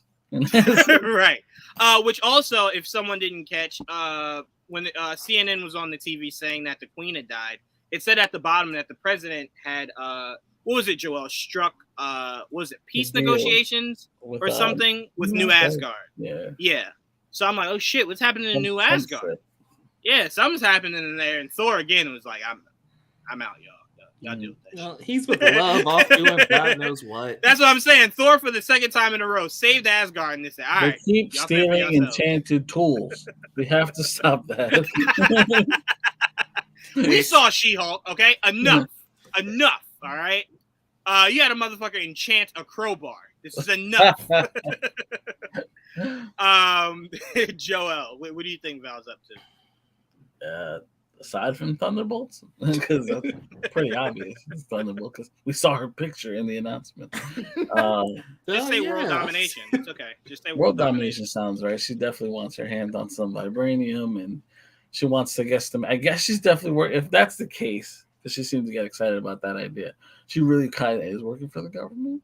Mm-hmm. And if that's the case, then yeah, it's some type of government. Something or other. So Thunderbolts will probably be her super team, just like you said, Nick Fury was the Avengers. Yeah, Thunderbolts will be a version of that. Yep. But as Mike said, very unappealing roster this time. Yeah, I mean, this is the beginning. That's why for me, the idea of them going against a world power like Wakanda sounds ridiculous. Plus, Bucky's gonna defect anyway. Yeah, and probably Elena too. So it's like, yeah, I feel like Bucky not going against Wakanda again. He's not doing hell anything no. across them again. Even though he's Shuri's second favorite colonizer. Way to throw him under the bus. Definitely did. Sure, right? Definitely did. No, because you know what it was when she found out that he helped Zemo get out of prison. That's probably when Shuri's like, I don't fuck with you no you're more. dead to me. Yeah, I don't fuck with you no more. I don't fuck with you no more. That's fair. You were dead to me in that moment. That's how he loses the title, White Wolf. You're not even the White Wolf. Wait. Before we get to our last one to get out of here, Bucky was just like, but Sam was there with me too, and you made him a new suit and shit. That's not fair. Why am I the enemy? And it's like, it's a race thing. It's okay.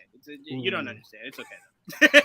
But all right, our last one before we get out of here. What has been your singular favorite Phase 4 show or movie?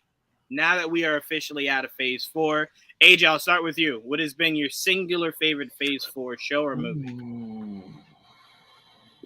Shang-Chi. I'll say Shang-Chi is my favorite. This is why we're friends, AJ. That's mine too, bro. Look, I'm a huge fan of martial art movies as a whole. So just to get that within the MCU is just a dream come true, and get a lot of Jackie Chan inspired action scenes in that. It's amazing. So Shang-Chi is my favorite. Yeah, for me, it's almost the same thing. But for me, what's much bigger is, to me, I had no expectations on a lot of these Phase 4 projects, right? Eternals was more so like, I feel like you're going to cater too much to an audience that has no idea who they are. So you're going to take, you're going to take risks. You're going to do things differently. But like I told Joel, when we left, they did all the comic book shit I wanted them to do. So I was good, right? I was fine with it. Wakanda Forever for me was more so of a legacy movie. So it wasn't more so getting the character of Black Panther accurate. It was more so on how do you progress the grief to move us into a new era of this character, right? So I didn't have any expectations on what this movie had to be. Shang-Chi for me was frustrating. You eliminated the rings that I grew up knowing and loving. You changed the character that I grew up knowing and loving. You added shit to Shang-Chi that I didn't necessarily like. There were so many different moving parts of that movie that I thought I would never be okay with. I ended that movie going, it was dope. Like I don't have any gripes. Like, yes, I still wish he wasn't fucking the last airbender, but outside of that, I fucking loved everything I got out of that movie. So for me, that was a movie I had at the bottom of the totem pole, and it immediately rose to the top. So for me, that was 100% my favorite, because I really thought they were going to drop the ball in a lot of ways. And him saying, people called me Mandarin, but I don't go by that shit. I was just like, again, you guys punch me in the balls. Again! Like, you won't let people have their names. But I get it. Mike, what out of Phase 4 has been your favorite, either show or movie? Throw it up. All right, hold on. There we go. Who's this person you're speaking to? There we go. I'm not the guy in the chair anymore. This is my list. So No Way Home, WandaVision, Wakanda Forever, and Shang-Chi, my top 4. Spider-Man is. That up so I know. What you say? I said leave that up so I could remember. Yeah. Take a photo, Joel. You can rearrange your order, but this is how I'm just glad you don't have She-Hulk as low as most people have She-Hulk on their list. I just thank you for that. She-Hulk for a lot of people were their very last one. She-Hulk's fun, man. She-Hulk was awesome. They make fun. But Spider-Man's at the top of my list. I just love everything about that movie. And in a film that could have easily just been cameos galore, right? When we have the OG villains, we have the 2 Spider-Men show up. It's still very much Tom Holland's movie. And everything is in service to his character and his growth as Spider-Man. I think it's just so well done. And Willem Dafoe continues to prove why he is one of the best actors and most underrated actors in the business. I just love everything about No Way Home. WandaVision is also awesome. But you ask for the number one thing, it's Spider-Man. All right. Trayvon. And you can't say WandaVision, so something else. Why I can't say WandaVision? Yeah. I knew that was going to be your response. Go ahead. What was your favorite out of Phase 4? It wasn't going to be WandaVision. I know, it was going to be Doctor Strange. I know. Or Wanda Strange. It wasn't going to be that either. Oh. Okay. What you got for me? Now I'm intrigued. My favorite out of Phase 4? Mm-hmm. Somebody background is going crazy, by the way. AJ's being chased by the cops. Apologize. Oh, I just assumed it was AJ. I'm sorry. Go ahead, Trayvon. I don't know if you guys can hear that. Sorry. Go ahead, Trayvon. I'm surprised that we are not bitching at number 1. I thought if we not witching, we bitching, and apparently you don't go by it. Yeah. So what is it, Trayvon? I honestly think it's this movie, Wakanda Forever. I think this was a big challenge, and they met it and surpassed it to me. I would say like before this, it probably would have been Shang-Chi. See, you guys are confusing me loving Wanda so much that I would say I love Multiverse of Madness. I love Wanda in that movie. Yes, I love her. Yeah, but you also called it her movie, so I thought you would just that's true. I did call it that. Wanda in the Multiverse of Madness. But I've had time to think about it, and I realized that I don't pay attention to anybody else in that movie, so I can't give it that movie to can't give it. I respect it. In that movie. I respect it. So I do too. Yeah, that shit's all the way at the bottom from Mike.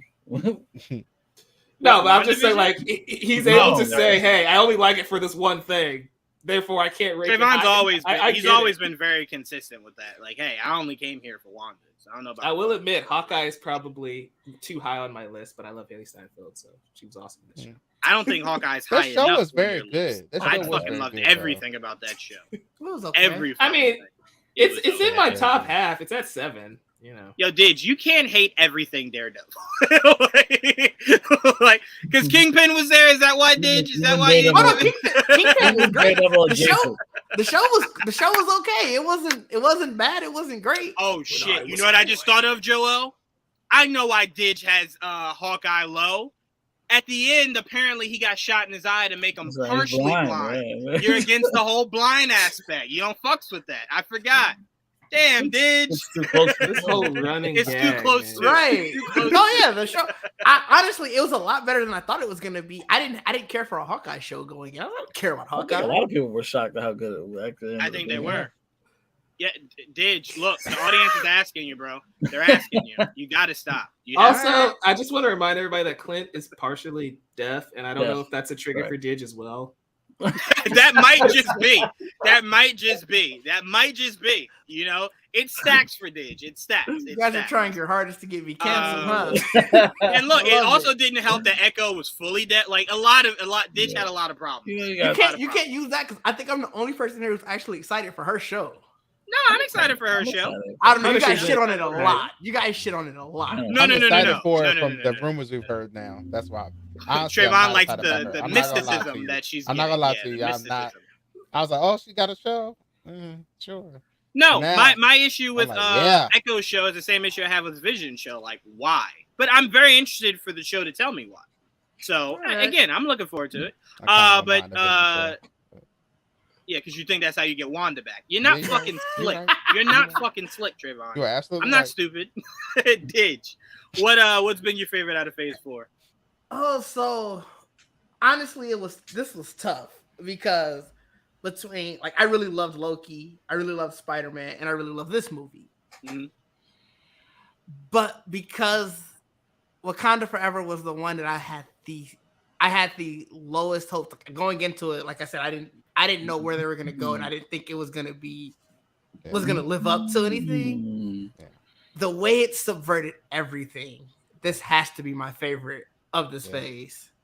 I want to ask you and Trayvon something. I'm not saying that's what this is. I'm just asking you. Do you think if I asked you again a month or two from now, you would still feel this strongly? Or do you think maybe a little bit of it is how fresh this movie is with you? No, I think just the accomplishment of it. Yeah. No. I'm not solely putting that on that. I'm just asking, do you think that's maybe a little bit of it?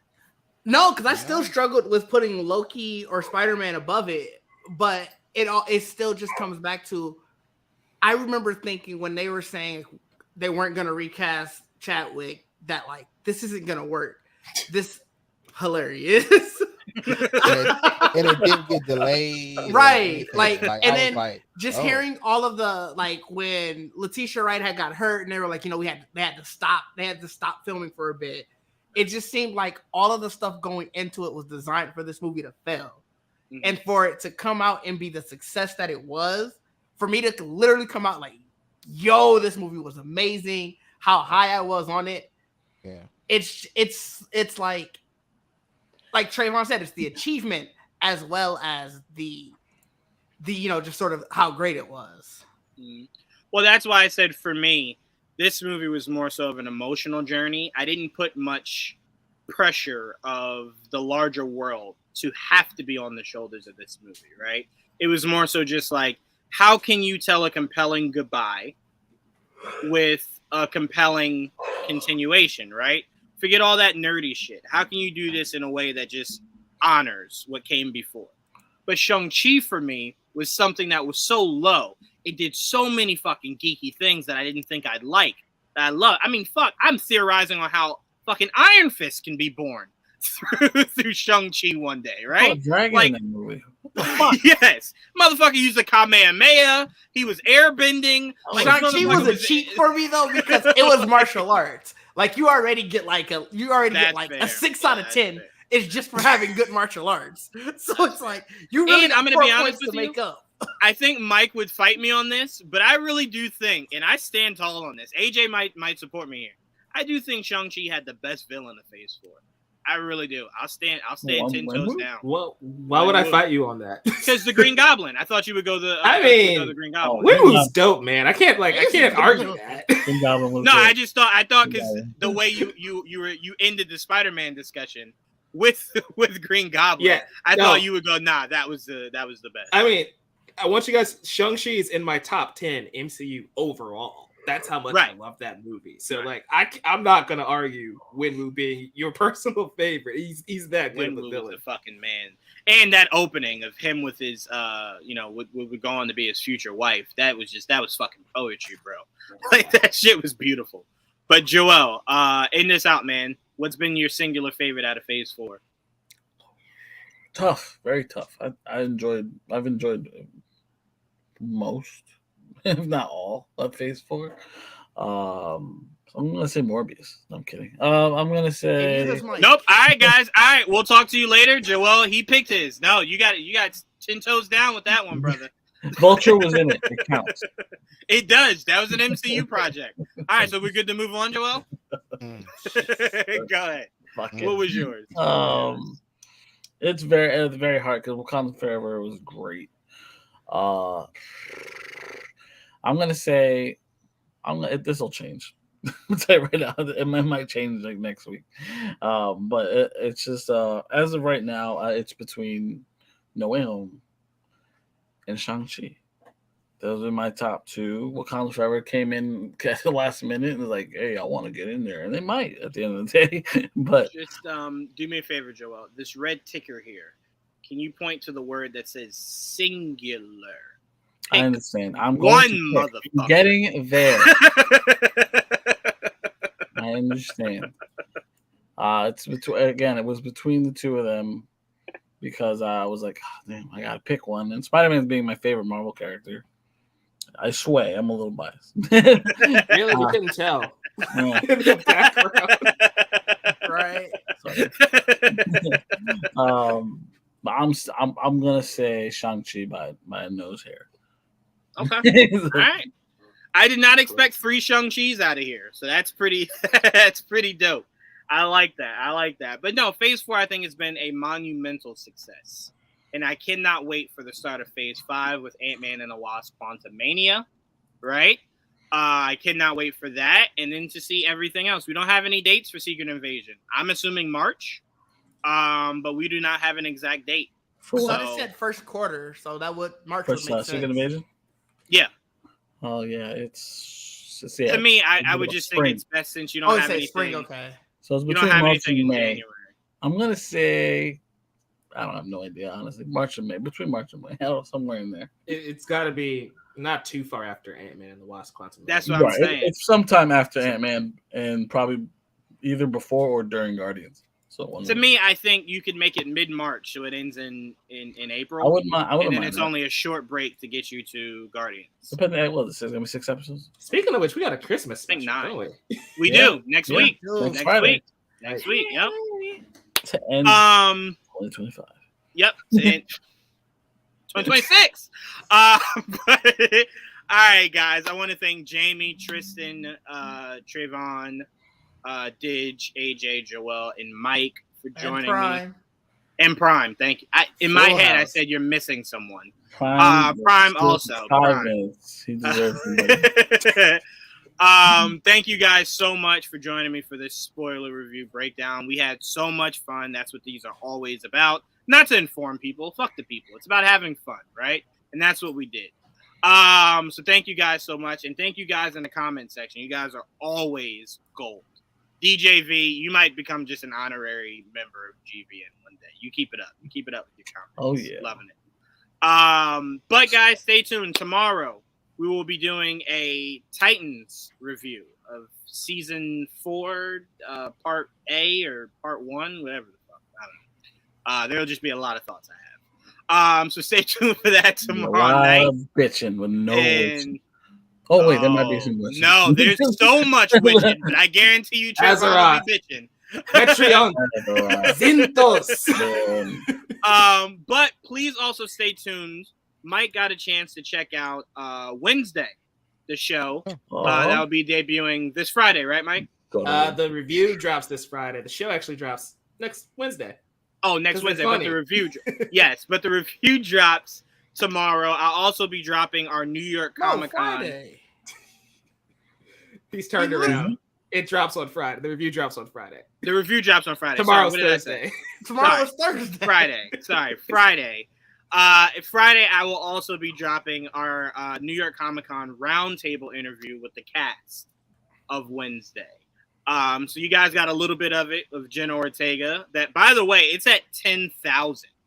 So Really? You guys did your thing with that. Yeah. Same. And the comments are really weird. Like, people are like, you guys weirded her out. And it's like, no, she just sat down at the table as Wednesday. And that's how she conducted her interview. Yeah, she didn't even look at us. Okay. She really didn't. She really didn't. I was definitely hoping to get a Rosario Dawson photo, but she was not having that shit. But we do have a great interview with Gwendolyn Christie also. That's so much fun. Luis Guzman also.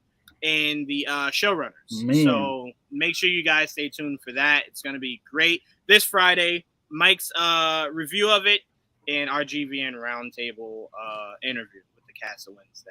Thank you guys so much. And until next time, peace.